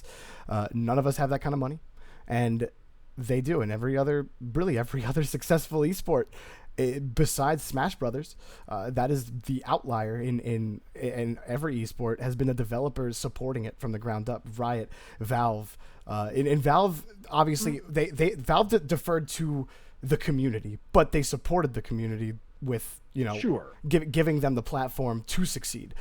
So in that sense, Valve is still the supplier of that growth. Dota as well. So when I look at it, and when we want Rocket League to be something like that, the grassroots is amazing, and that's part of the reason I love this community so much. But if we want to get into that next tier, we are getting that support from Psyonix. I mean, that's my comment earlier was that Psyonix is doing it a bit preemptively. So one of the comments you did make that is accurate is that the developers did develop Dota and CS:GO, for example. Valve did get involved in the major scene and start funding organizations, other organizations, mind you, to run these tournaments. They actually don't. In CS:GO, they completely handed the majors off to different organizations like ESL. Faceit has tried to get into those. MLG is currently running a lot of that. They also help fund DreamHack tournaments as well as part of that stuff. Dota was completely grassroots until Valve jumped in and offered the invitational. But Valve only matched the money that the community was willing to put in. So still stepping back, not saying we're going to put in X amount of dollars. Instead, we're going to let the community split how we do this and decide how much is their scene worth. And you can see now it's worth $20 million currently for the invitational. The second, actually, I think it is bigger than League as far as revenue. It is. Yeah. And Riot was the first one to really, I think Riot and Blizzard kind of have a different approach. Blizzard immediately jumped into StarCraft 2 with the mentality of creating an esport. But keep in mind, StarCraft 2 is sitting on the back of a 15-year-old game, which has a thriving esports scene. In fact, one of the first esports scene realistically was StarCraft Brood War, which was almost exclusively in Korea, run by Kespa, where Blizzard had very little, they had input, but they had very little control over how that was managed. When StarCraft 2 came out, they wanted more control. And then Riot actually came in and they wanted to directly control how the premier tournament scene was run. They run the LCS and they manage that. So everyone's taking a different approach. But the difference between Psyonix and these other organizations, which was kind of my point earlier, is Psyonix jumped in, in my opinion, immaturely, or early. Sorry, that's probably a better word for it. They jumped in a bit too early to not really allow the scene to kind of foster its own foundation and its own growth. And so when you come in and you kind of just drop, this is how we're going to run this thing, without really having, the community doesn't really know who they are at this point with Rocket League. We are still very much forming and kind of developing who we are. And Psyonix kind of came in and decided that this is who they wanted to be. And that's, I mean, they did take community feedback, but at the same time, it's I don't know. I believe they came in too early versus maybe you seeing how other tier 1 developers manage that situation specifically. Right, but a lot of that is so I met with Psyonix Josh, and he let me know that there is a lot of pressure coming on. Let me back up a little bit. Psyonix is a very small studio. Yes, we do have to keep that in mind. Yeah, I visited their studio. They're literally working out of 2 floors in a building in downtown San Diego. On the first floor is the game designers. The CEO of the company has a private office hidden away in the corner with like a beautiful view of San Diego. It's awesome. It's the sickest office I've ever seen. You have people driving around on scooters, but the point is that it's a very small, close-knit studio, right? You take an elevator 4 floors down. It's not even like the second part of Psyonix is on the floor right above or under them. It's separated. You take your elevator 4 floors down, you see the esports and marketing departments. The esports department consists of Luke and Josh. Luke does live events like DreamHack, et cetera, et cetera. He's concerned with those kind of things. And Josh does everything else. Josh helps schedule things for RLCS, talk to players, he has discussions with NGE and Twitch, etc. So the entire esports team of Psyonix is really, really small. The entire team of Psyonix in general is really, really small. However, Josh let me know, he said the amount of pressure we get from the community is unmanageable at times. I'm putting words in his mouth, but you can imagine it's one guy who's constantly probably emailed by dozens of people interested in the esports scene in Rocket League, right? Yep. So I think, in short, a lot of the problem was caused by the community themselves, right? Which sucks, and no one wants to hear that. But we weren't patient. You can take a positive spin on that and just say that we weren't patient because we believe in Rocket League. We think it's going to be a tier 1 esport in no time, blah, blah, blah. And what the hell, Psyonix? Why aren't you feeling what we're feeling, you know? But yeah, so like on things that it's complicated, and Psyonix is approaching it in a strange way, but I feel like we're responsible for a lot of that. Unique might be the better word. I would say it's unfair for me to say that when could compare them to CS:GO, Dota. League of Legends is basically another MOBA similar to Dota. And I'm not trying to compare them to the bigger esports. I was mostly just comparing, saying that when you're talking about how they got to tier 1 status, how they were able to generate so much revenue is from continued support from the developer. And obviously comparing Psyonix to someone like Valve and Blizzard and Riot is like apples to oranges because they are all so much bigger than Psyonix. And I'm not I don't want to put off the notion that Psyonix should be putting out what they are, because that's obviously unrealistic. But so I just wanted to clarify. Yeah, but my point is that the community doesn't have a good enough grasp about exactly that point. Is that we're considering them like Riot and Valve. We're like, hey, Riot does this. What the hell? Give us money or give us support or something. It's really frustrating. But coming from someone who owns an esports org, and you guys can attest to this because you guys work in esports orgs, like, impatience hits you quickly. When you're sitting there working every single day, understatement. When you're fucking making like tweets and just like hashtags and like just mundane bullshit like that, which like I'd much rather be playing video games and drinking whiskey, or whatever. I think I would. There are some days I sit down and I'm like, man, do I really just want to keep doing this? Like, it's just, and that's just, I think that's just human nature and just the nature of when we're all grinding through this and trying to grow the community, trying to grow ourselves, because we believe because we love this game and we love, me specifically, I can't speak to you guys. I know you guys obviously love Rocket League, but if you guys follow CSGO, then yes, you love esports too. Like, I am very passionate about esports and Rocket League, and this is something that I really care about, and that's why I've kind of I dove headfirst into this. It's probably a little bit of an understatement. I've only been involved in esports since. Can I just say, Jorby, I saw you on a random stream, and I'm pretty sure like Unthink was there too. Like, Yeah. we just posted a VOD of you, and we're like, okay, who's this guy? We were Like, he super has a lot excited. of We were like, "Who the potential. hell's this guy? I don't like this guy.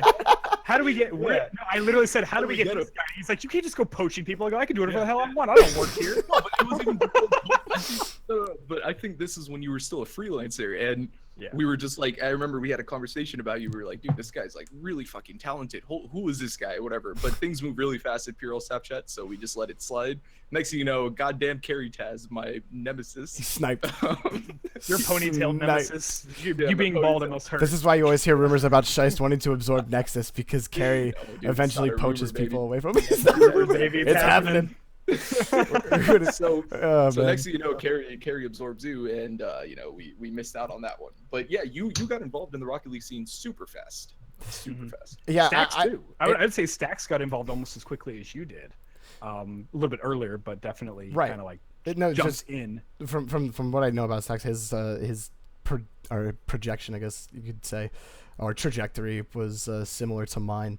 It kind of surprised me how involved I got so fast. I didn't expect it. It was just something that I wanted to hop into because it seemed like it would be fun. And here I am hosting my own talk show. Never thought. I honestly never thought that kind of thing would happen. But kind of digressing, just kind of explaining. It can be a grind doing this all the time and trying to grow things. You can only imagine how Josh and Luke feel trying to grow it from their own end, and two people having to really try to answer this community, which I talked about at length. Is that there's. And I don't want to spend too much time on this because we have kind of beaten this to death, and I know that some people feel different ways about it. But there's too many community. There's too many community orgs. There's too many voices, and while it is good for the community as grassroots, when you want psionics to be involved, it's counterproductive.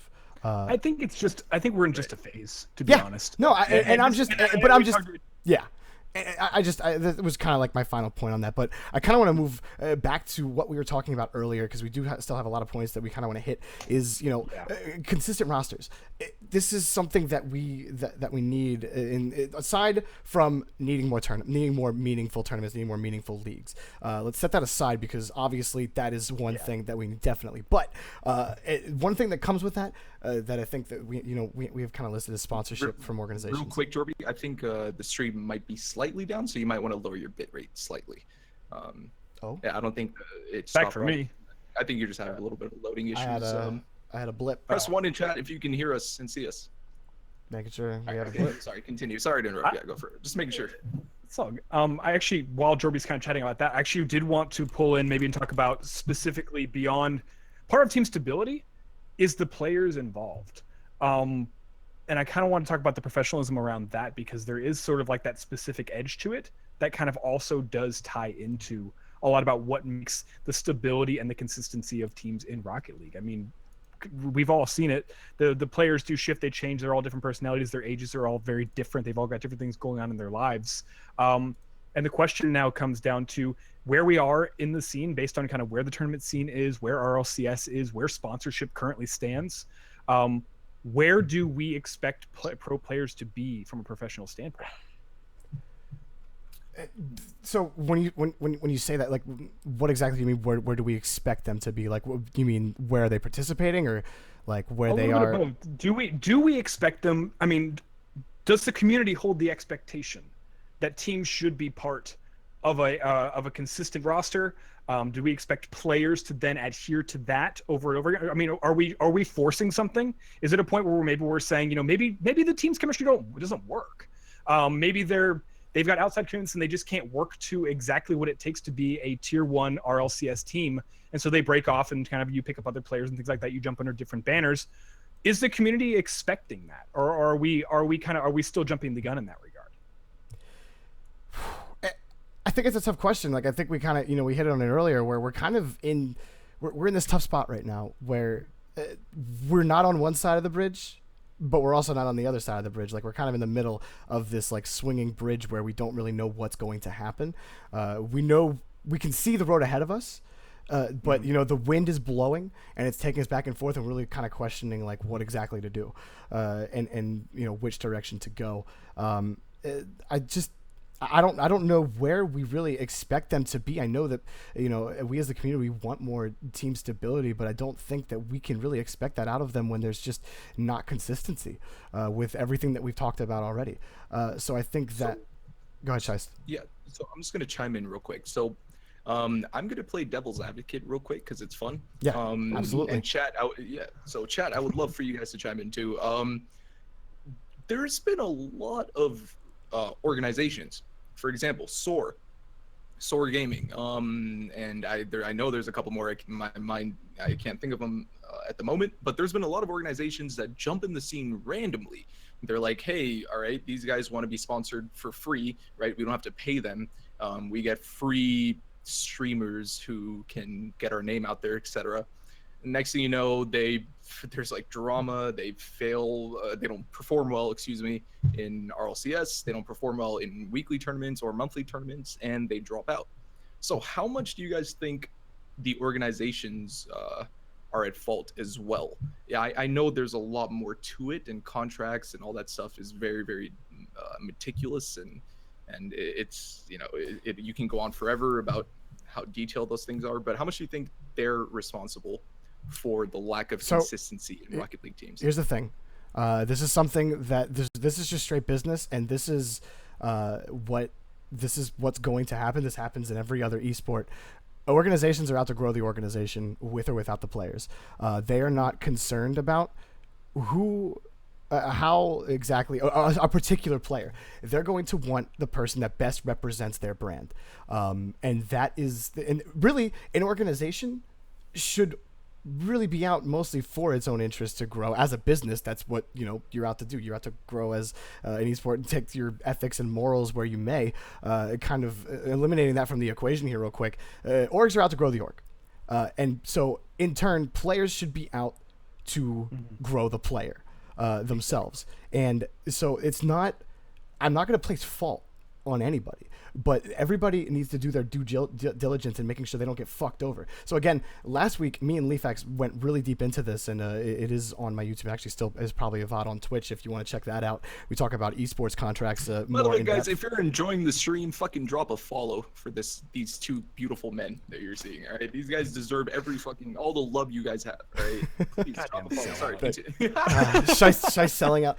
By the way, if you're just tuning in, welcome to the Talkback Rocket League, co-hosted by myself, Jorby Please, and Unthink. Scheist, who is the owner of PRL, he's our special guest today, and we are talking all sorts of nonsense and bullshitting around. It's all good fun. So appreciate having you guys all around, and love the discussions that are happening. If you have any questions or anything, and you want to be a part of the discussion, just speak in chat. We can talk. I love it. But Scheist, to answer your question, I don't think that orgs are quote unquote responsible for the non-consistency. It's more so we just have to educate our players on what they need to be looking for in their contracts, the things they need to look out for to make sure that they're not getting fucked over, and then we don't have some of these fallouts like with Resonant in recent weeks that we've had. And this is true of all esports. Everyone just kind of needs to do their due diligence, and if the time comes where an org fucks over a bunch of players, we can get mad at them then, but we can't blame an org for looking out for themselves. We can't blame them for being shitty, because that's it's never good to be shitty. Right. But as far as when we're talking about the growth of Rocket League and orgs hindering it, and orgs are just out to grow themselves. They're doing what they're supposed to be doing. So I'm with you. So do you think so? Here is the underlying question: who is in charge of sustaining those relationships with those big orgs?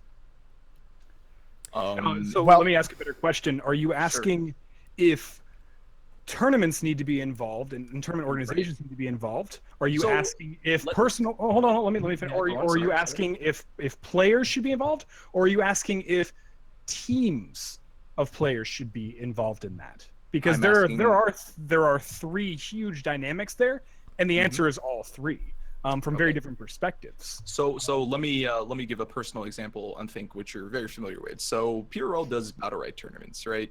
And one thing that we never expected to happen was to work first of all, work very, very closely with Stunlock Studios, the developers of battle right, and two, begin working very closely somehow through the power of the law of attraction. I don't know what the hell the reason is, but we're working very closely with Onslaught as well. Onslaught is the #1 team in battle right now. They win every fucking tournament that PRL does.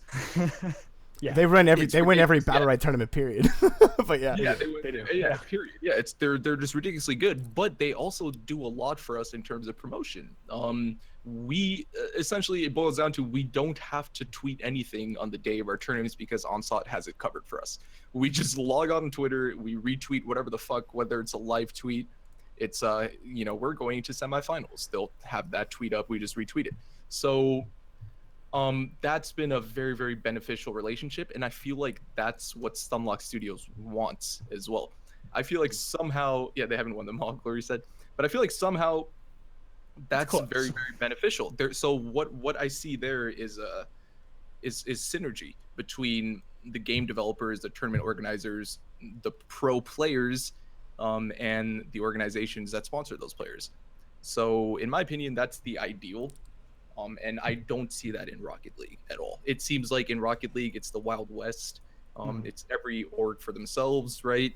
Like G2 will stick to RLCS. They don't really care about anyone else because they have other things to worry about, etc.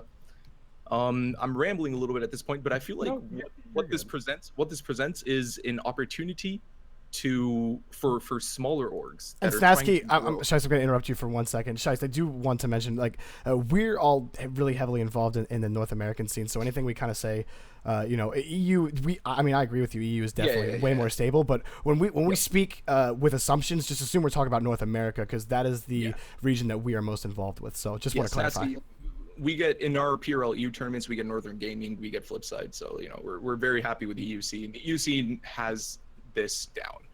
It's weird. I don't know whether it's a region thing or whatever, but so you know what? I think it is a region thing, honestly, and you see it in a lot of other esports, actually. Just in general, European scenes. I mean, you can take a look at almost all of them. CS:GO, StarCraft. I mean, we're going back to all these other esports, but all of them have much more mature in terms of how the organizations manage their relationships with their players, how their players manage the relationship within their own team, and how all of those relationships tie into the sponsorships as well as with the developers. Overall, they're just a lot more mature in that regard, and maybe it's cultural. Maybe it's something to do with how North America operates, as maybe it's within itself from maybe a cultural perspective. But at the end of the day, it is apparent in not just Rocket League. It's definitely something that happens all over. So that actually strengthens my point, is that you see it happen successfully in EU. Dazarin just said EU with Gfinity is love. I can't, off the top of my head, name a similar relationship in NA. The closest thing that I can come to is perhaps Beyond, but that's a monthly tournament, right? Yeah, that's not right. Yeah, so that's not relevant. So I can't say like, hey, Nexus and G2 have a beautiful relationship and they're mutually beneficial.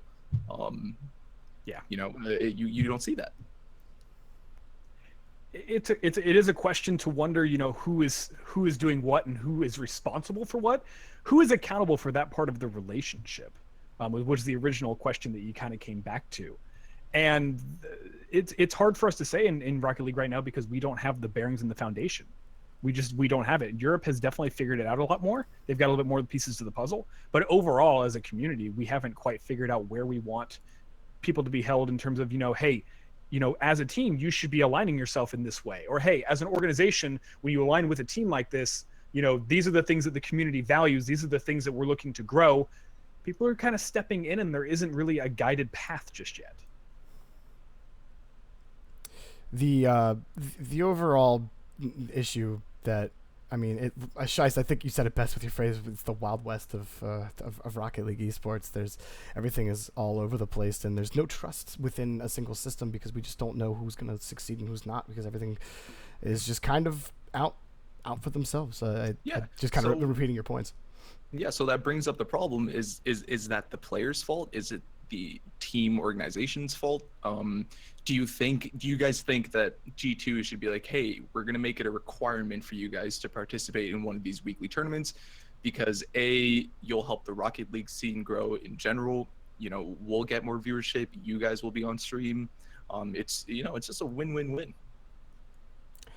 Yeah, I mean, I obviously can't speak to G2 or any other organization, but I don't know the benefit of them, wanting to grow the community organizations. I'm not sure what benefit that player sponsor organizations would see in right. So, to be completely honest with you. I would like to respond to Snasky real quick, and then you can continue. So yeah. Why would G2 care for some small RL tournament? A huge reason to care is because of the Rocket League scene in general.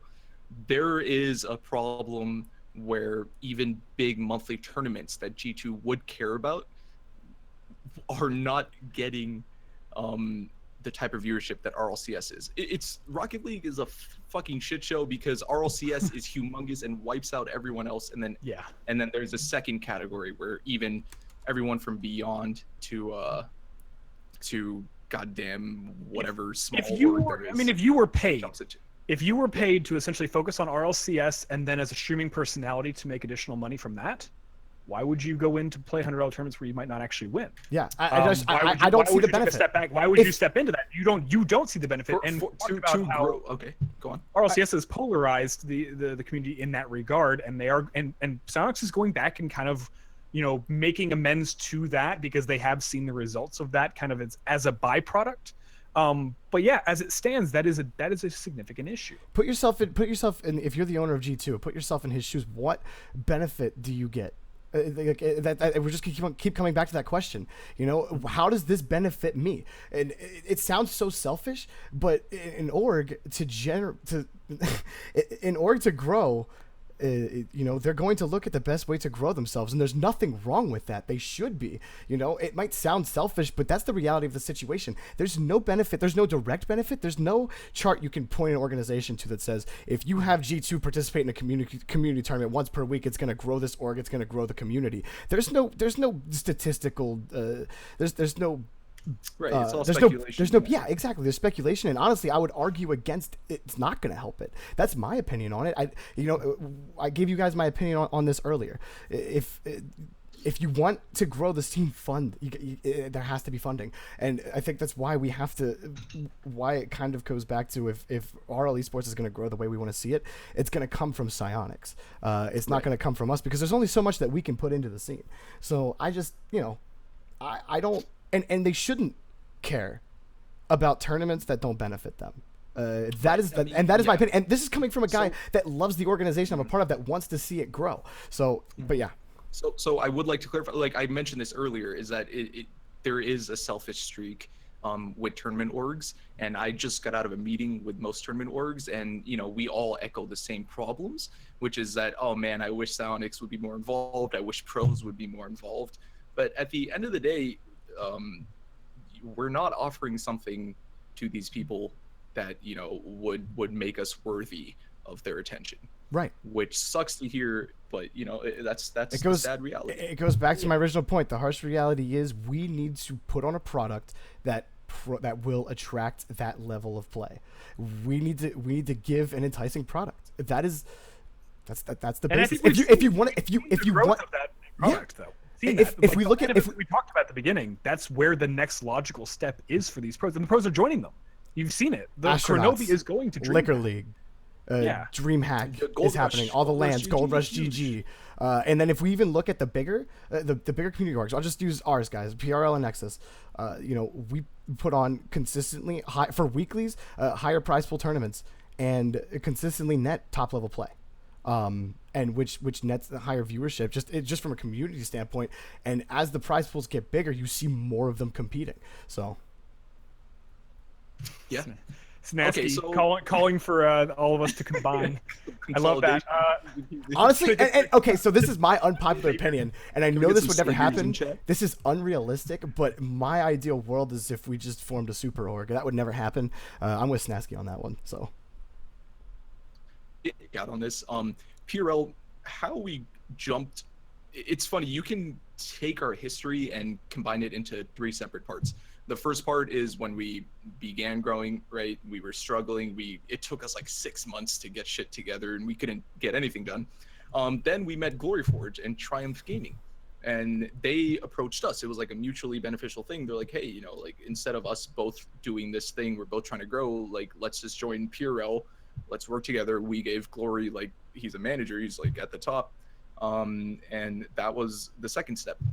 On the third step, you could consider bragging rights. That Subi Smash came to us and he's like, hey, you know, I'd like to work together because, and why not, right? Like that was his reasoning. But the problem is that a lot of people are very, very selfish, I guess is the word. Not so much selfish, but it's their baby, right? If you name it, you help create the logo, you work your ass off to There's grow passion your behind own it. brand. Yeah. Yeah, Which is something and I want to bring I want to bring Go this just Please do. interrupt. So Findable Carpet, first of all, welcome to the talk back. Thanks for tuning in. As someone who started an org for Rocket League over a year ago, it's hard, but it's worth it to remember why you're making an org in the first place. And I think we touched on this as, you know, why we're all involved. You know, we're passionate about it. That's the whole reason we got involved in the first place. You're doing it out of passion, and you need to realize your value and find a way to increase it and see who you cater to. With PPL, we knew we couldn't cater to pros right away, so we targeted people lower than that, and we grew into it. And like I said before, when we were kind of hitting this earlier, is that, you know, if that's your shtick as a community and that's how you want to grow, that's great. But I'm talking specifically about organizations that want the high level play, that want to be that. They want to see their increase in viewership, and they want to see an overall higher quality of play.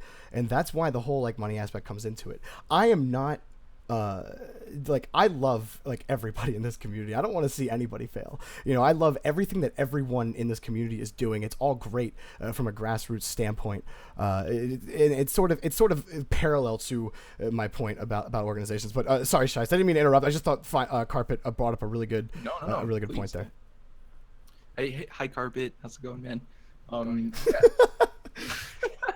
What a suck up. What a guy. I literally said hi. All right, I'm sorry, dude. Bye. But the point is, like that.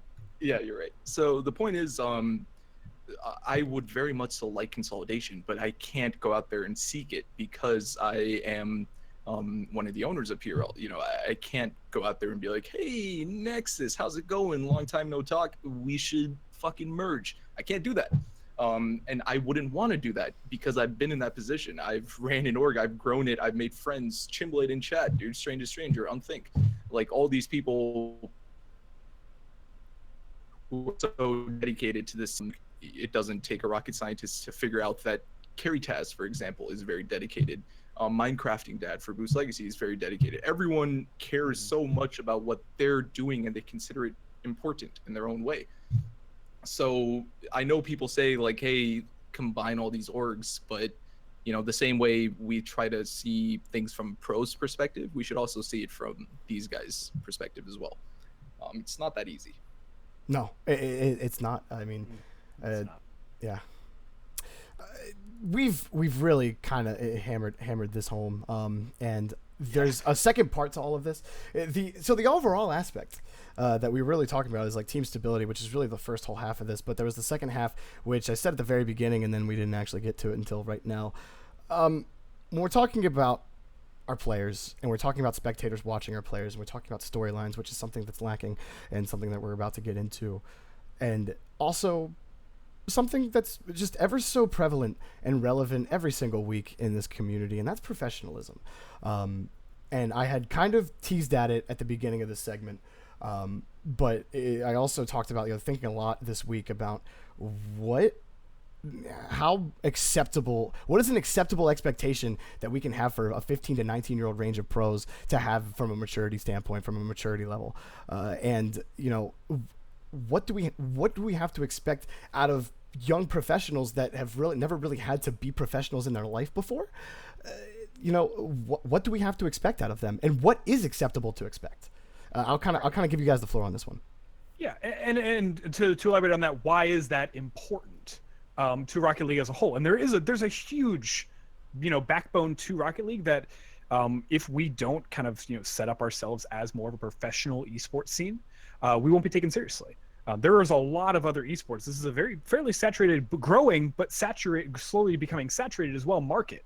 And so you have to say to yourself as a player, how do I set myself apart as a professional to then advance Rocket League? Because if you are setting yourself as a professional, Rocket League looks more professional. Because at the end of the day, it's not the casters. It might be some part of the tournament. It might be some part of the tournaments, the casters, the organizations. But at the end of the day, none of this is possible without the players who are, at the end of the day, the face of Rocket League. When you think about your favorite esport, maybe it's Rocket League, that's great, but maybe you have other esports that you're interested in.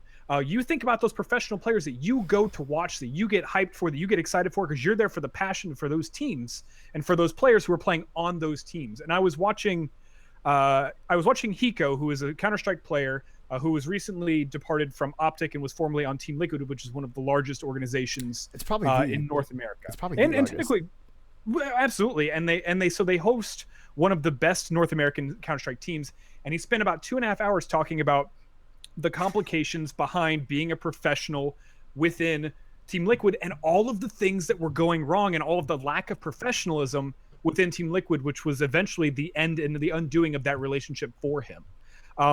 There was a long conversation about, in general, you can talk a little bit about, just the basic things that you see every day, being a good sport with your own teammates, maintaining professional aspect in terms of sportsmanship is a huge aspect to that. And then taking yourself in the public light and knowing when I'm a gamer, when I am a professional gamer and I stream, I am in the professional light and I need to represent not only just myself and my own personal brand, but also the team and my teammates and my organization and my sponsors and Rocket League as a whole. You are representing them. You are representing them at a huge level, because you know who is looking at these professional players? Future sponsors. The growth of Rocket League depends on this additional growth. I'm going to take you a step back here for a second. Now, when I put myself in the shoes of a 15 or 16-year-old who is at the top of the game, and you're not thinking 10 minutes into the future, let alone all the eyes that are on you and the consequences that come with every single action that you take in the limelight. I'm serious. Like, you're right. Is that something? And that's part of the issue. Is it on us to kind of help these players and kind of help them to realize, like, hey, like, all of these people are watching everything you do, and everything you do matters, whether you think it's big or not.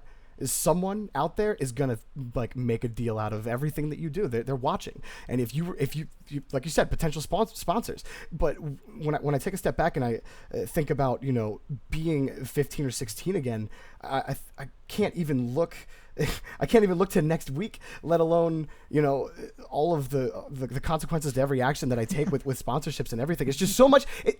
That's why I feel like that's the part of it where I just feel like it's almost asking too much, and that's why. And I'll talk about later why there's entities that can help kind of shield those young professionals. That comes in the aspect of team managers, but that's kind of out of the scope of this discussion. Right. And to hand to Scheist, actually, I kind of wanted to talk a little bit about that. I mean, so you, as a tournament organizer and someone who runs tournaments, Yes. we expect a certain level of professionalism from those players, and not even just on a team level, but on an individual level. And there are things, because we run streams, that become very apparent that are very unprofessional, that happen on a regular basis in Rocket League. Things that would be completely unacceptable at a higher level of play. I mean, maybe you could just talk to a little bit about what you've seen. No, yeah, absolutely. So our moderators, our beautiful group of moderators, have to deal with that almost on a weekly basis, whether it's something simple like team names. You'll get ridiculous team names, which obviously have no place in a professional Rocket League tournament. I don't know if that boils down to a lack of respect for the tournament that they're playing in, or just them having fun, not even considering, blah, blah. You'll deal with that. You'll deal with, for example, the quick chat. You'll deal with players that are just obviously toxic, people who leave the game earlier than expected, right? They'll just quote unquote rage quit. They won't say GG, etc., etc. Yeah, we've dealt with a lot of that kind of stuff. However, I think this once again boils down to how seriously these orgs take themselves, and I, at the end of the day, don't mind that much. We're not big enough. We're not putting on DreamHack tournaments, right? Or Star Ladder tournaments, and we're not like presenting the pros with a set of rules. Like, you cannot stream while we're streaming. You cannot do this, you cannot do that, you better not do this, et cetera, et cetera. So to me, it's not that big of a deal. Sorry. No, I mean, it might not be. I mean, it isn't a big deal in certain levels, but there are certain things that have happened, particularly in PRL tournaments, that would be considered kind of a big deal if you take a look at the integrity overall of Rocket League. If you tuned in to the number one Twitch stream, and you saw the grand finals with in a 1v1 with 2 pros turtling and spinning around on the ground, yes. or they're rage quitting in the grand finals. Right. Or you find out that a major pro player was using an alt account to get better seeding to get into a later part of the bracket. Right. I mean, these are things that are a major problem. I'm going to touch on this. So that event was, I'm going to start name dropping because fuck it. Okay. Lachino and Squishy Muffins had an entire 1v1 tournament back when PRL used to run them, and they did one of the games in their final series exclusively on their back in turtle formation. And we thought it was funny, but we were panicking, right? So we're people who were working hard to promote this tournament and moderate it, make sure everything's good, and we see 2 pros in the finals after all the work we put in, just turtling. Right? It was stupid, but that was one of the highest viewerships we had ever gotten at that point.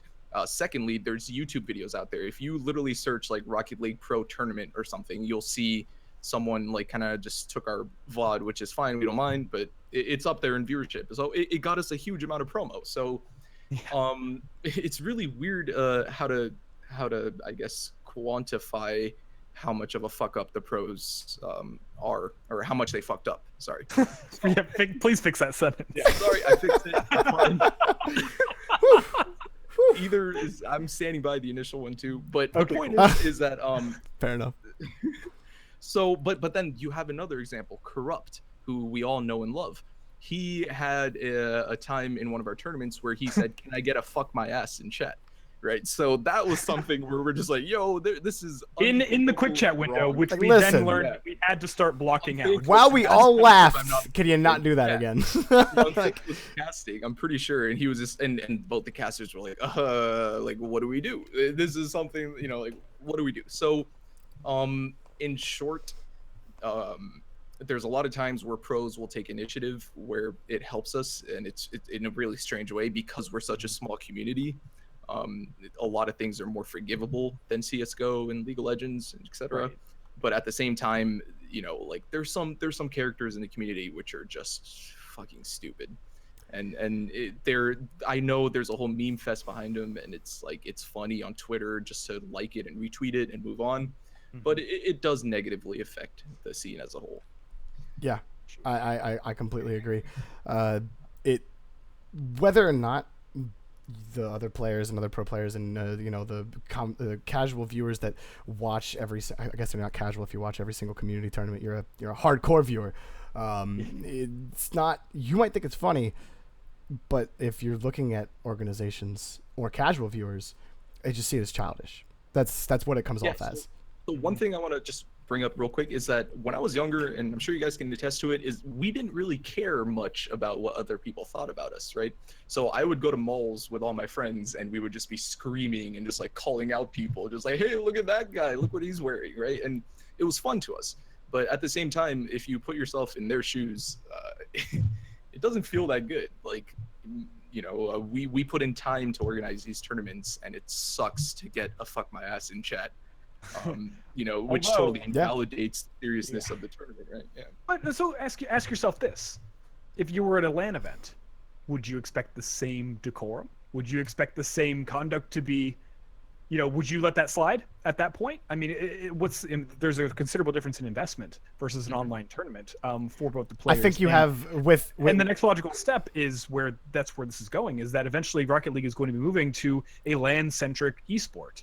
And so are we going to tolerate that? And as a community, are we holding them accountable to a certain point of, hey, this is a tournament that they're putting their own money into, their own time into, their own vested volunteerism into, right, and you're making a mockery of it for your own memes. So I think that, when you're talking about a LAN setting, you definitely have to still be concerned about it. But I think you have that problem less so, just because it's a lot easier to be a dickhead behind a keyboard, especially as a teenager, where you can just say whatever you want and you're not really concerned about the consequences because there's no one right on your face, like kind of staring at you, judging you. When you have a bunch of eyes actually on you, it's a little different, especially when you're on stage.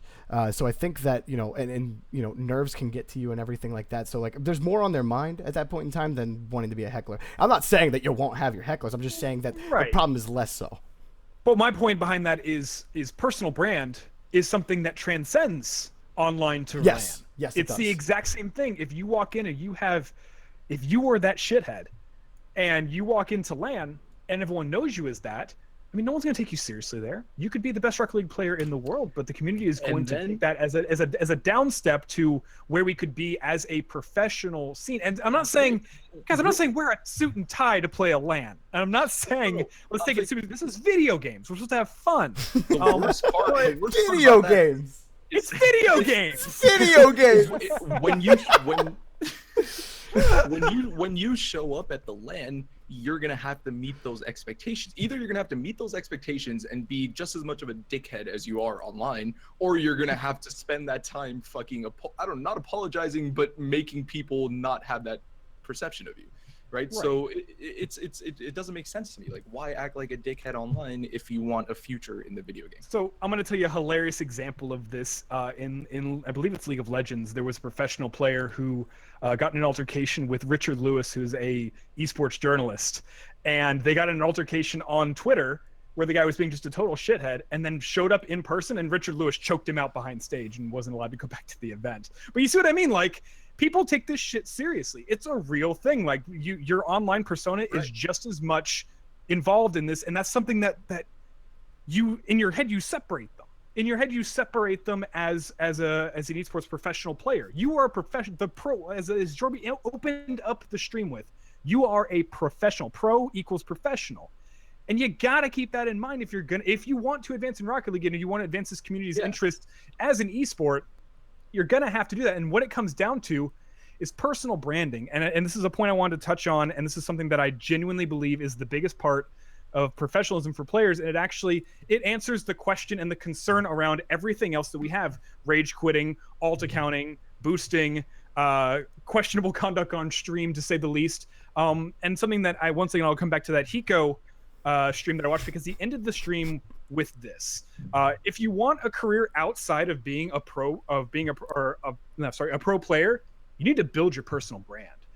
You have fans, and it's going to blow your mind, but you, as a Rocket League professional, as a 15 to 19-year-old Rocket League professional, you have fans. You have people who are subscribing to your channel. You have people who are consistently following you. They want to watch you. They don't give a shit what banner you're under. They want to follow you. And so you can't, if you don't value your personal brand, you're going to fail in the long run. This is a long run thing. If you really want to take it seriously, everything you do needs to be done towards that. And I so hate. Go ahead. Sorry to interrupt, but if you're gonna put Rocket League Pro in your goddamn fucking Twitter bio, you have to act like it. It's that fucking simple, man. If you want to like make that claim that you're a professional, you just act like it. It's not that hard to. I hate it. And it's funny, yes, like I still find it funny, but at the same time I hate it. It's like this love-hate thing I have. Like, I remember when this whole initial brand conversation went down. I know you guys do too, and then it just became a meme. And I think that's what pisses me off about it, is that instead of the pros kind of taking what we have to say to heart about brand building, about players not having to rely on Rocket League alone, because that's not going to pay the bills if you want to be a personality, or if you want to be a professional. The fact that it's become a meme just makes me mad, because it is important, and I just feel like people don't take it that seriously. There are some pros who did take it to heart, and you see them brand building. Two perfect examples of brand building: Karma and Kronovi. Those two. You want to build your brand. Look at what they're doing. I'm gonna throw Rizzo into the mix too. Rizzo as well. Yeah, absolutely. It was just the first two that came to my head. It's not a joke, and if you don't think it's important, then you're not going to survive very long. That's just the reality of the situation, and it's unfortunate that people really don't want to take it to heart. But here's the thing: in every other esport, so I used to follow Smite religiously. I used to be really involved with Smite esports.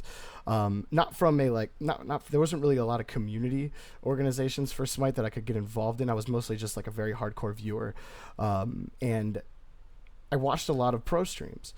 Now, a lot of those pros that I used to watch, they don't play Smite anymore.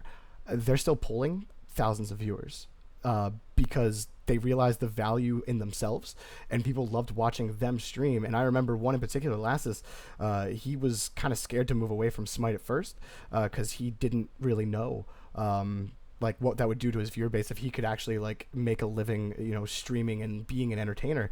And he got, a message from one of his fans that was like, listen, I come to the stream to watch you. Like you can play whatever the hell you want. I'm coming to watch you, Lasses, because you're funny as fuck. So like that's just that's the reality. People don't watch Twitch. The biggest misconception in mainstream media about streaming, people don't watch people play video games. People watch people. Period. Exactly. In all 100%. media, it has always been that way. Why do you think if you're a sports fan on ESPN, one of the most popular freaking shows on there is First Take, where they talk about absolutely nothing and they yell about nonsense? Because it's the personalities behind it. People watch people.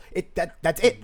That's Adding to that, that's why it's so hard for tournament organizers to get Twitch subs. Because it's like a known meme, like Beyond the Summit. They're a tournament organizer, for lack of a better description, and there's memes like, "Oh, BTS subs, lol." That's exemplifies exactly what you're saying. Tournament orgs don't get that same thing because we're not just a single person that it's easier to connect with. And to contrast that, someone who's doing a great job outside of the player community, that if you are a Rocket League player and you're looking for how do I brand myself from a streaming perspective and how do I then take that into my public persona forward, the RLCS casters and the Rocket League community have done an exemplary job showing that professional public branding and just making themselves out to be just overall, one, extremely knowledgeable in the sport, two, willing to invest themselves further in Rocket League, and then three, also being able to expand outside of it, that they can maintain that just from a fan perspective. I mean, even if though they don't necessarily play, although they do play the game, they don't play at that level. They've done a phenomenal job doing that. There is no doubt that they all absolutely deserve where they've gotten so far, getting to that point. And it just seems like we don't take that into perspective. And so if you want to be a meme lord, if you want to be a meme lord, and that's what you want to be, you're going to get the salary and the expectations of a meme lord. If you want to be a professional gamer and you want to excel and you want to propel Rocket League to the next tier of esports, because we realistically, to grow as a community, the players are going to have to come first in that endeavor. You have to act like that. You have to want to be that. Look at other esports. Look at how Shroud manages himself. Look at how in CS:GO, or look at how really even like who is it? Who's 1G? Is it Summit? Summit 1G. Summit 1G? Yeah. Get your 1Gs out. He's a tier 2. He's a tier 2 player. Maybe he plays on some tier 1 teams. He's done some ridiculous shit. You better hope Summit 1G don't hop into this. He's not gonna. The 1G's in the chat, boys. But he is driving a Ferrari because of streaming, because of his personality, because he's a good dude. He has a big head, but he's a good, like literally a big head, not ego. He literally has a big head. But he's a good. But he's a good. Yeah, it's amazing. Scientists will study it for eons. But it's that kind of level of professionalism, and you can be a cool dude and not be a crappy person. And that's the problem we're facing. And then as a community, we should uphold those people. We should uphold the people who are making that effort. Familiar Leaf, I love watching Familiar Leaf stream. I don't know if he gets as many viewers as some of the other streamers sometimes, but I love watching his stream. And he does such a good job being a good person and being someone that the younger viewers in Rocket League, because guess what? The pros might be 15 and 19, but the viewers they're young, man. Some of them are 9. Like, they're watching you. And you might have the mature filter up great, and if you're not, that's it's completely different content. But at the same time, you've got that expectation of these kids are watching you, man. You're a good dude. You can be that person, and you know what? Those people grow up, and all of a sudden they have money in their pockets, and all of a sudden they're willing to throw you a sub, or they're willing to follow you to a major tournament and watch you and wear your merchandise and talk about how great you are to other people, which is the biggest part of growing yourself and your own equity within this community. Amen, brother. why do... Gotta get some saviors in the chat. Oh, Sorry, I think that means no. a PRL is supposed Yeah, to absorb you're fine. you. I'm not sure how that So, works. Scheist, I know you're kind of on a sort of time limit. I don't know how long I can keep you. No, I'm good. I'm good. I'm okay. enjoying this far too much. Yeah, All right, it's- awesome. So, okay, then I don't feel rushed now. So, No, anyways, no because rush, we're still getting like I said, guys, we have a lot of content to cover today. Thank you all for tuning in. By the way, if you are just tuning in, welcome to the Talkback Rocket League. Join me, please, and unthank your regular co-host with special guest Scheist, who is one of the owners of PRL, probably the biggest community org. Probably, they have the biggest amount of casters. That's for sure. I can tell you that. I swear. Every time I go in there. RLC definitely fit up on top of that. We're no. gonna fix that. There's real like soon. there's like six or Am I getting fired already? there's like 6 or 7 RLC casters. It's like 30 PRL casters. There's like 30 of them. Anyways, it feels like 2. anyways, I love you guys. I'm that's kidding. great. One of them. As we speaking along the lines of branding and going back and adding organizations to the mix, and we're talking about professionalism. We've had incidents in the past where a player does something a little egregious, and it wasn't in a tournament, or maybe it was like during RLCS or during their own stream, but they're representing they're representing a team that's in the RLCS, they're representing a bigger brand that is kind of pertinent to the growth of Rocket League esports. So it kind of begs the question, and we're not going to talk about specifics. We're not going to talk about the situations. We're just going to talk about the principles behind it and why we think it's important in as far as organizations to dealing with player mishaps. When it comes to most entertainment industries, is speaking in the lines of sports, since a lot of people like to still compare esports to regular sports. We can still just compare Rocket League esports to other esports and how they handle things. I'm not saying that we need to be publicizing everything that goes on between the organization and their player when it comes to either missteps in that they do in the public eye, things that aren't things that an organization wouldn't want to associate themselves with. I feel like there's not, at least until recently, there wasn't this level of accountability that we were expecting out of our community. There isn't that, I'll just say it again, there isn't a level of accountability at all. And when we get to that level of accountability now, we are there now. Things have kind of panned themselves out. It's just I'm an impatient bastard, and that's just the reality of that. But my main thing is who's responsible for that accountability. And when I talk about accountability, this is what I'm saying. When a community is looking, and when a casual viewer is looking on our scene and they see someone is saying things that are just not something that an org wouldn't want to associate themselves with, and no one says anything, everyone's silent about it. What does that say to like the casual viewer? And when there's complete silence, I'm not saying, when I say accountability, I mean you acknowledge the situation for what it is. You say that you will be dealing with the issue. We don't need to know what the issue is. We don't need to know what you're doing to deal with the issue. We don't need to know what the issue was, period. That'll get out in the public eye. The org doesn't need to do that for us. But we do need to know that and that you care. Because if you don't say anything, is that an implication that you don't care? Because to me, that just sounds like, nothing to see here. So you can relate it in a way to if you were at a party or you were with a group of friends, and maybe you heard one of your friends saying something questionable at best. Are you going to stay? Are you the kind of person who stays silent with that friend, and do you think that benefits your entire friend circle as a whole? Or and I'm relating the friend circle being Rocket League in this analogy, or are you willing to say something? Are you willing to stand up, especially if that person is someone who represents you in some way, shape, or form? Maybe they're someone you grew up with, or someone that you support, or is your roommate. it means a lot to kind of to have that perspective and to be able to hold people accountable as a community, but also from a perspective of, hey, these people represent me, and that's a problem. And the fact is, we aren't, because we're a small, tight-knit community in Rocket League. When people take the peek into the window, they see everything. This isn't this vast scene where you can hide and you can shovel stuff under the rug and it goes away. This stuff is real. This stuff affects everybody, and it is something that is definitely going to be a problem in the future if we as a community don't stomp it out. The fire only grows, and I'm going to give an example about outside of Rocket League because I don't think it's necessarily helpful to talk about some of the examples that have maybe come up more recently.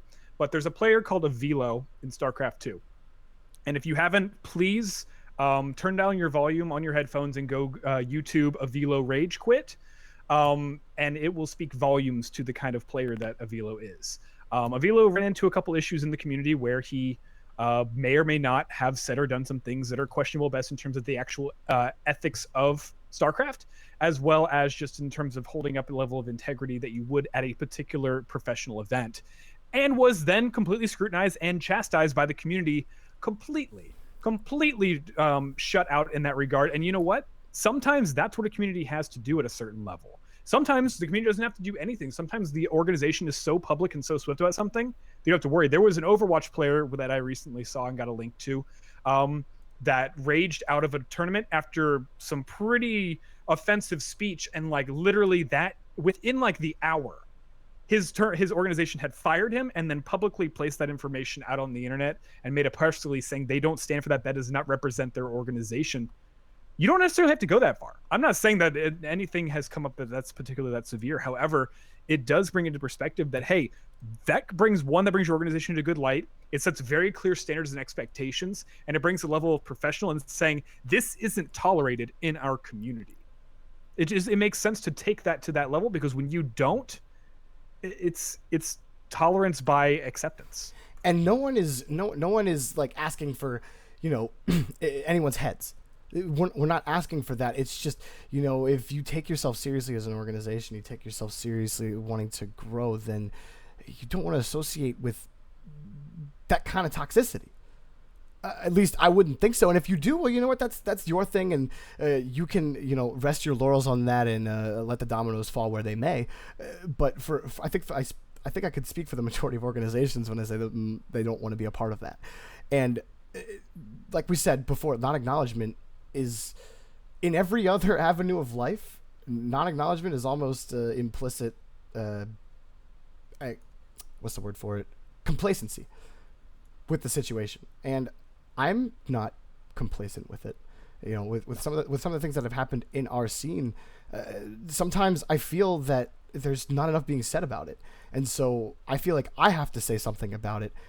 And I feel like there's people in the community that don't really fully understand the levity of a situation, of some of these situations, and that's really frustrating to me. So sometimes it can feel like I'm sort of standing like on my own when I say these kind of things, because I can understand players wanting to back other players because they spend a lot of time with them either online or in person, and I can understand that. But I'm not asking the other players to hold.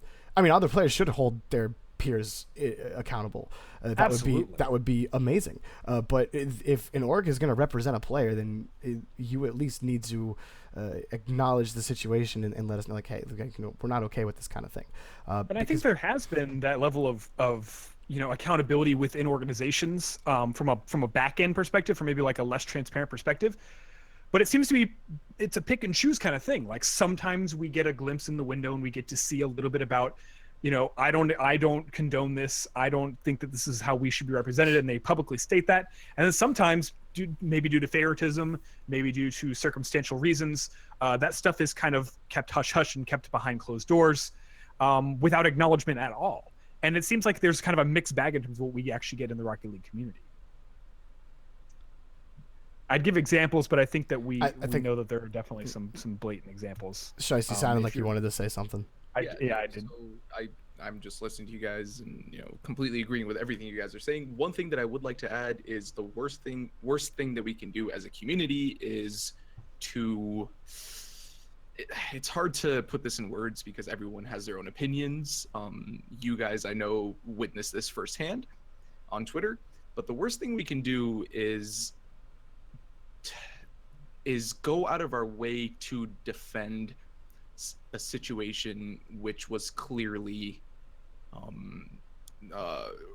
clearly wrong, right? The worst thing we do is go out of our way to defend a person who is clearly in the wrong, to provide reasons for people to see it from, not only see it from his perspective, but to ignore the original wrongdoing and sort of, look past that and then have people ignore that. There's a lot of people on Twitter who do that. I don't know what their motivation is. I don't know why they do that. It makes no sense to me. To me, it seems like they're being illogical for the sake of keeping up a reputation, which that's going to be controversial to say the least. I know in their defense, they'll probably have their own reasons to say those kind of things, but there has been a number of situations in the Rocket League community where one person is clearly in the wrong. And I think someone touched on this. Their friends, whether it's other pro players or whatever organization heads, they'll come to their defense. And on the outside, it seems like they're coming to their defense to improve their own network. They're out there for their own personal gain. Yeah, sure. It's really, really strange. And to me, it seems like they're afraid of taking the right stance, right? They're afraid of saying or letting the general community know, like, hey, this is something that I'm not going to stand for, right? Like, it fucking confuses me. I don't get it at all. And I saw a lot of known people in the community do that over the past couple weeks. And I would like them to know, if they're listening, we know what you're up to, man. Like, it seems desperate. It seems strange. It's uncomfortable. There are cut and dry situations where one person is in the wrong, right? And in those situations, it's better if you stay quiet as opposed to make leaps to defend that person or whatever. I hope that makes sense. I'm trying to be as safe as you make absolute sense. I can't speak to the motives of people who come critically to the defense of others who make poor choices that are clearly poor choices. I can't speak to that. What I can speak to, kind of going back to our original point, the bottom line is, if we want to see Rocket League esports grow, I feel like I say that a lot on this show. There's so many points. If we want to see this thing that we love grow up and go to college, then we need to grow right up. Now, we need to grow up and go to college. Just there are some things we need to draw a line in the sand and be like, this is not okay. And we need to hold the entities accountable that have a voice to be like, are you not going to say anything about this? Like, this thing happened. Are you not going to acknowledge that? As I said about 3 times before, no acknowledgement implies that you're complacent with the situation, and that. And going a step further, not even no acknowledgement, acknowledging the wrong side, right, or taking the wrong position, not doing your due diligence to think about the situation and the consequences of that situation, and taking a stance just so you look more accessible, you look more in with the cool crew. Right, that is very, very hurtful. I mean, harmful to the scene.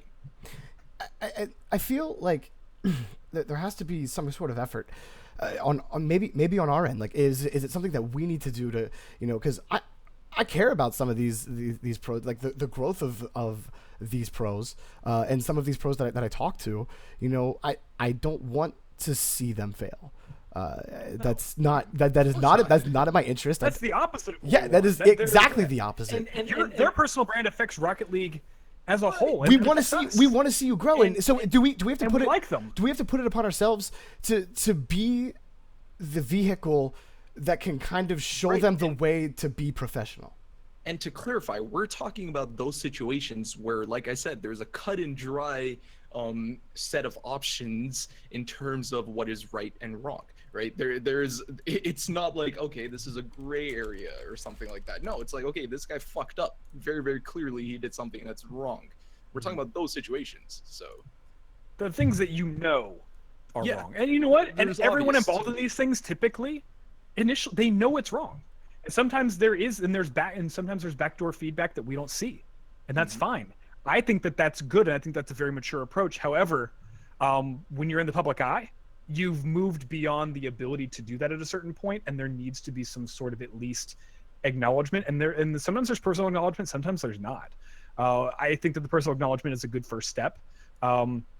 But there's also there's a lot more that you need to take, even from just a personal perspective, to mature yourself before you put yourself in that level. And one thing that I think we need to start and clarify quickly, because I don't think we have yet, no one wants to create a video game witch hunt. That is I'm one a thing that subreddit moderator. I deal with witch hunts every fucking day.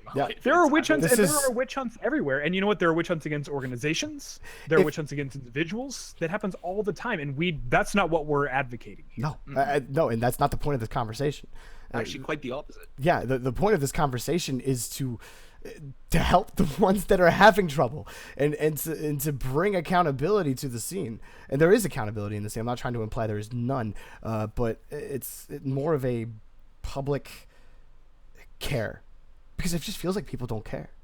That's the feeling I get sometimes, is that, you know, these are people, and also kids who don't realize when you put your face on camera on the internet and there's all these people watching, like it goes back to something earlier that I said, that you're not thinking about the consequences of your action. You're just having a good time. You're being a kid. And we have to, like, if you have a conversation or you talk to a pro and, you know, you're around my age or Unthink's age or Shai's age. I'm 24, to give you an idea.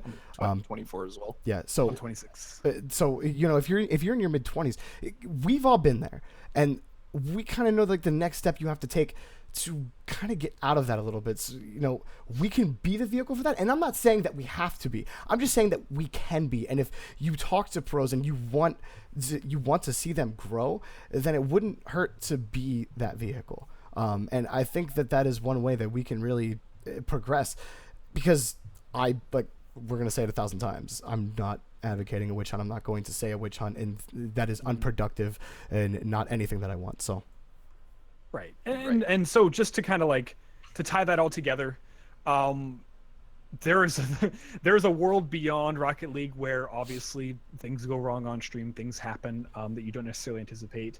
You do your best to avoid those things. An example I could think of is you guys have seen the guy who lights his Kleenexes next to his computer on fire and then throws them into the trash bin, and then the whole room catches on fire and he burns down his apartment. What?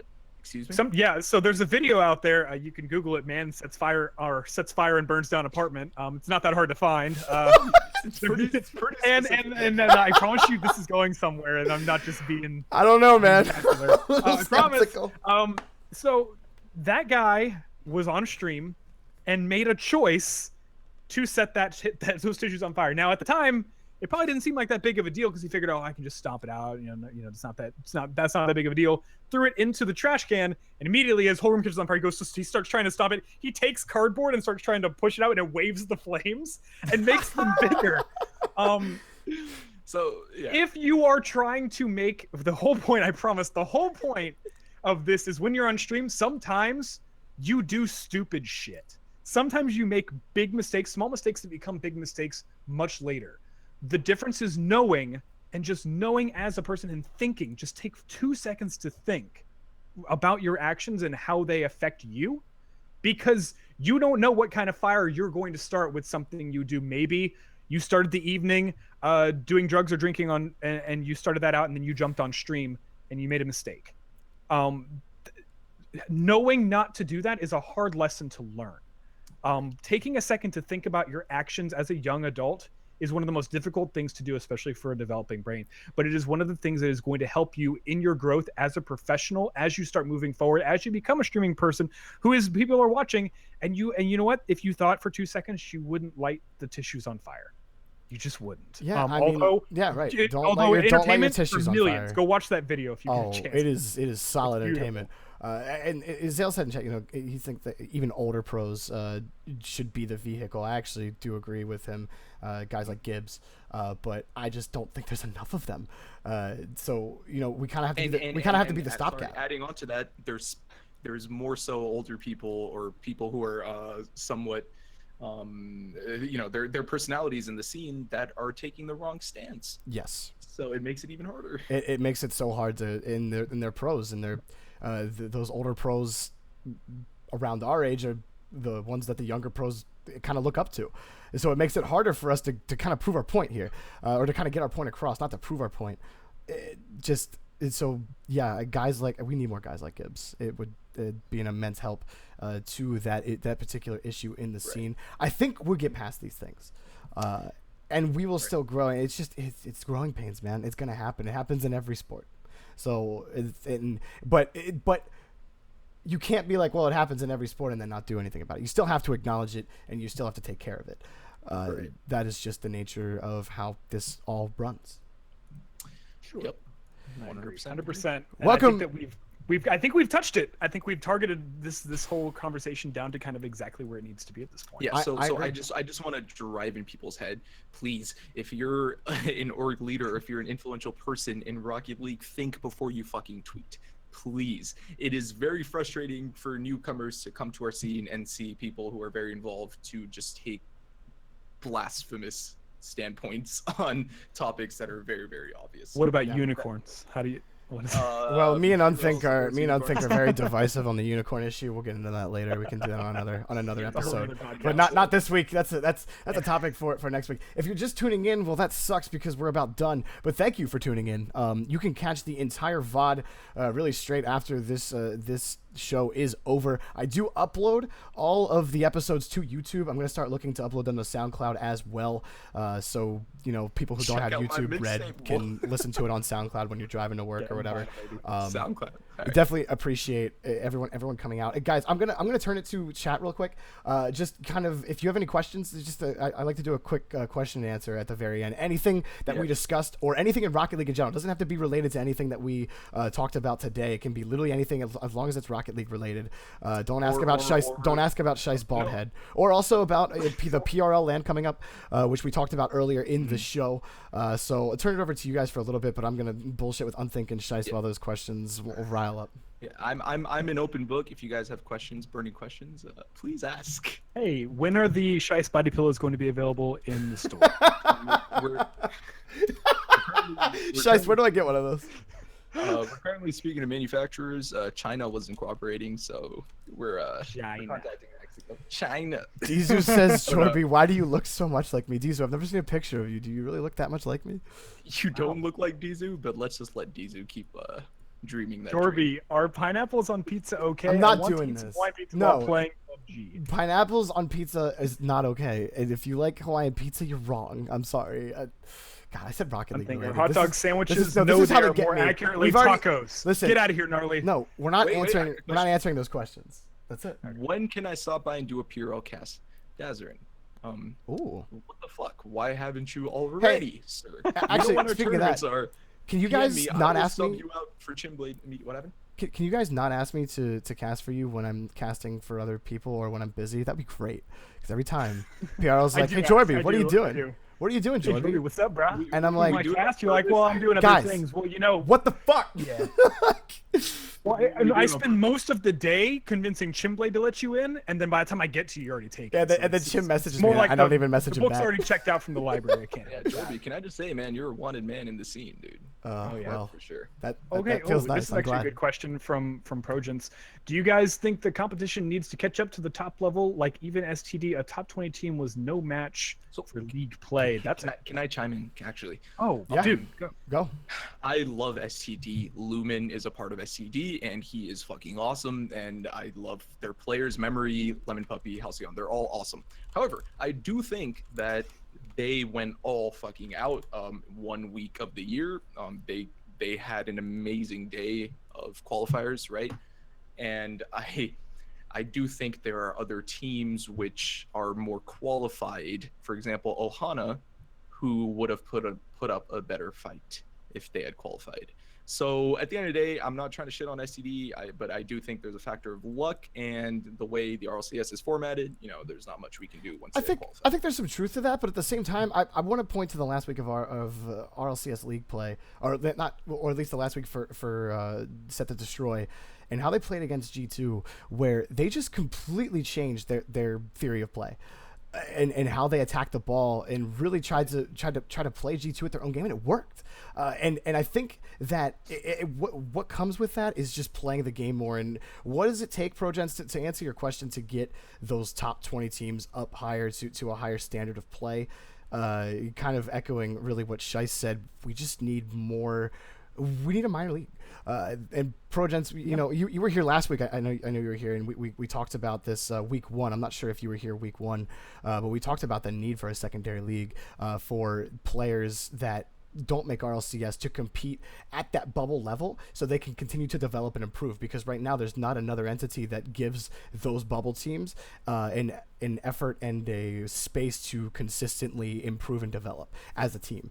So I think that to bring the bubble up to snuff to the top, that's what that's going to require, and I think we're gonna see that. There's a lot in the works, and I just feel like there's a lot of good things coming, just from things that I hear, what my little birdies tell me. So.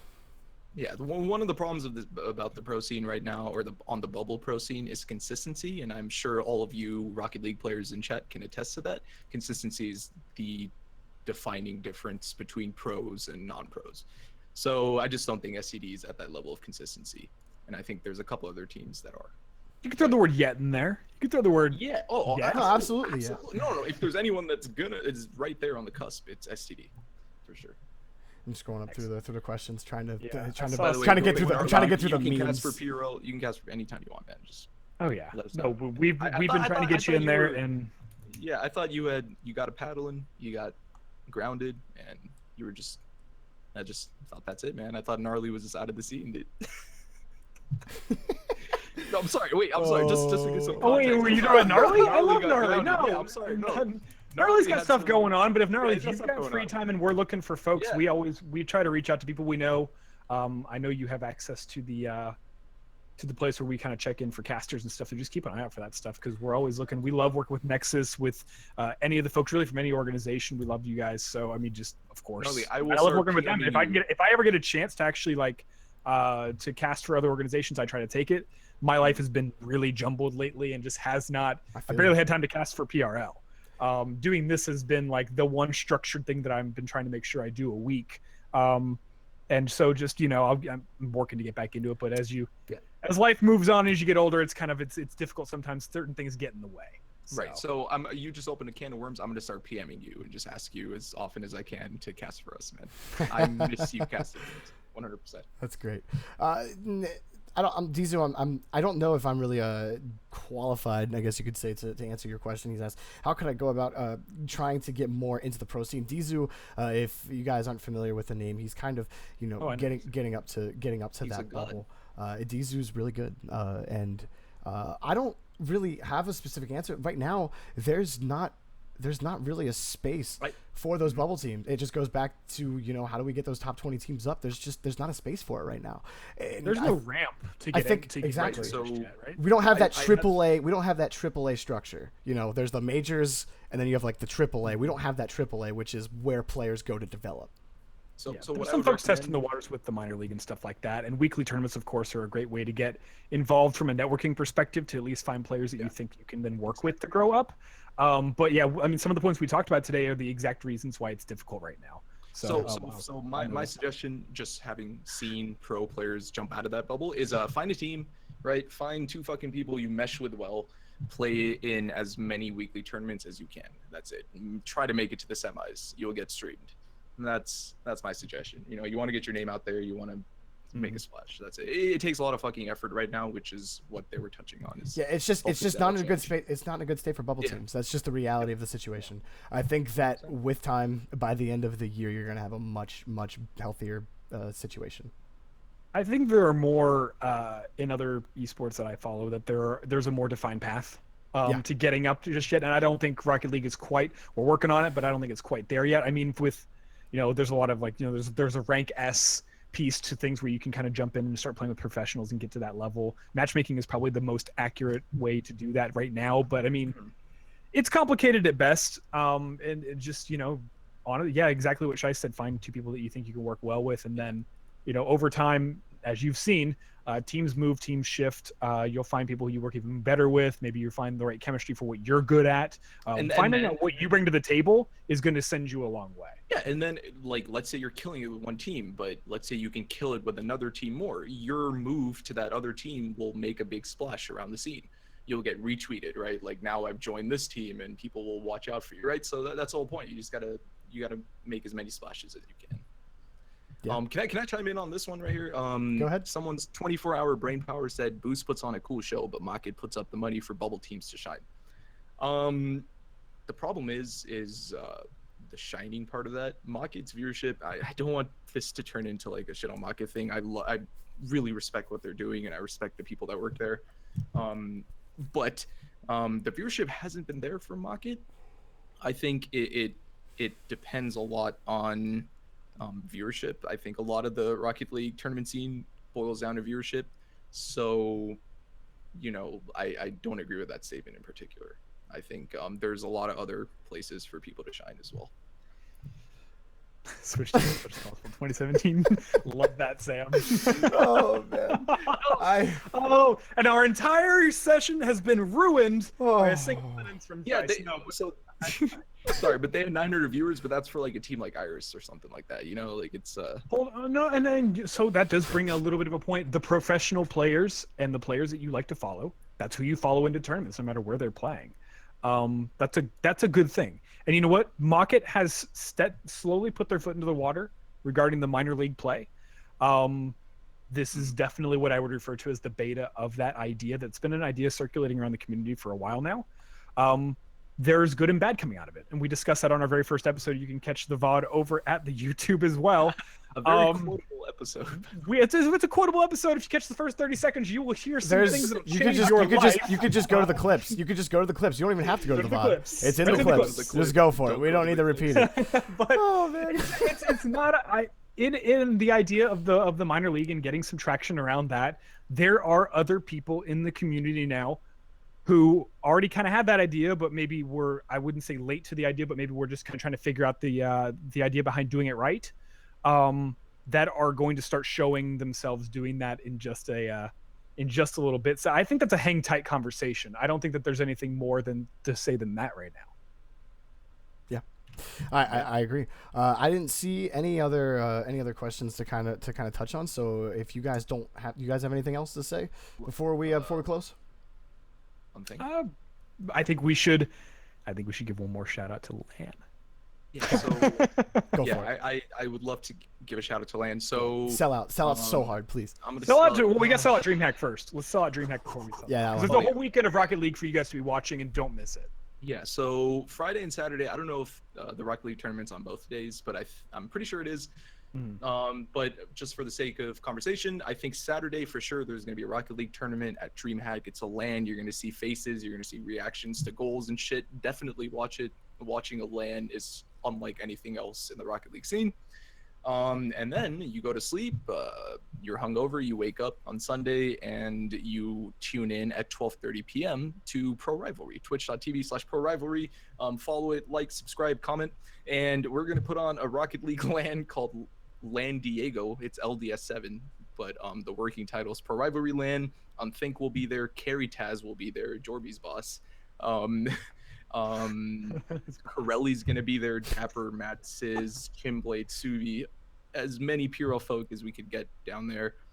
And we're gonna be on the front page of Twitch. It's gonna be super exciting. We're working hard to put on a good show, guys. So if you can on Sunday, put the word out. Watch the PRL LAN. This is the next step for PRL, so we're really excited. Yeah, it's gonna be awesome, and I also want to give another shout out to Boostadelphia in May. Is a smaller LAN, just a Rocket League only LAN, $5,000 in Philadelphia, and then the big one, part of Nerd Street Gaming, a bigger esports event, is going to be July 28th to 30th. Mark it on your calendars right now because we got a 3v3 Rocket League tournament $10,000 on the line, and then a 2v2 $5,000 tournament as well, as still Boostadelphia hosted inside of that Nerd Street Gaming esports event. Be sure to check it out if you're anywhere near the Philly area. I highly recommend you go. It is a great time to, if you are involved in the community, to meet some of the people here on the East Coast. I'm going to be there. Unthink's probably going to be there. I'll be there. I live in Philly. I'm going to be high-fiving. There's no reason you slapping shouldn't buns, be there. kissing babies. So it definitely. PRLscheist is going to totally bring me to land. And if you want to know more, about the Boostadelphia LAN, you follow Boost Legacy. You can see Boost Legacy actually in chat right now. It's literally just at Boost Legacy on Twitter, and then I believe it's just at Pro Rivalry for your guys' Twitter. Sure is. Hey, I heard Nexus was doing a LAN. Oh, this guy. One time I bring you, I said I vouched for you. I said, "No, Jorby, I just got a PM from cool Kid. guy." He showed me a screenshot. On that screenshot, he's literally shit-talking PRL. I feel like the least I could do is shit-talk Nexus. I'm sorry, guys. There was a rivalry, for lack of a better word, between Nexus and PRL. It is the loveliest Haiti rivalry you'll ever see, but in reality, we all cuddle together, and I steal all of Unthink's unicorns. But that is all we have for you on the show today, guys. Thank you so much for tuning in. Tell your friends, be like, hey, Jorby does this really cool show, and you should watch the YouTube recap or just watch the show. Just go to his Twitch channel. Follow me on Twitch, and be here next week. Follow me on Twitter. You can get updates on the show. I might even throw a few feelers out for potential content in the future. Definitely, probably, most likely going to have Alstedo on next week to talk about RLXL. So definitely be tuned in for that next week, guys. But that's all we have for you today, and we will see you all later. I'm not going to have a cool outro because everything was, from a production standpoint, was absolutely disastrous today. So you're just going to see the stream go offline. But that's all we got. I'm Jorby, please. He's Unthink. Special guest Scheist. We're all signing off. We'll catch you guys later. Bye, guys.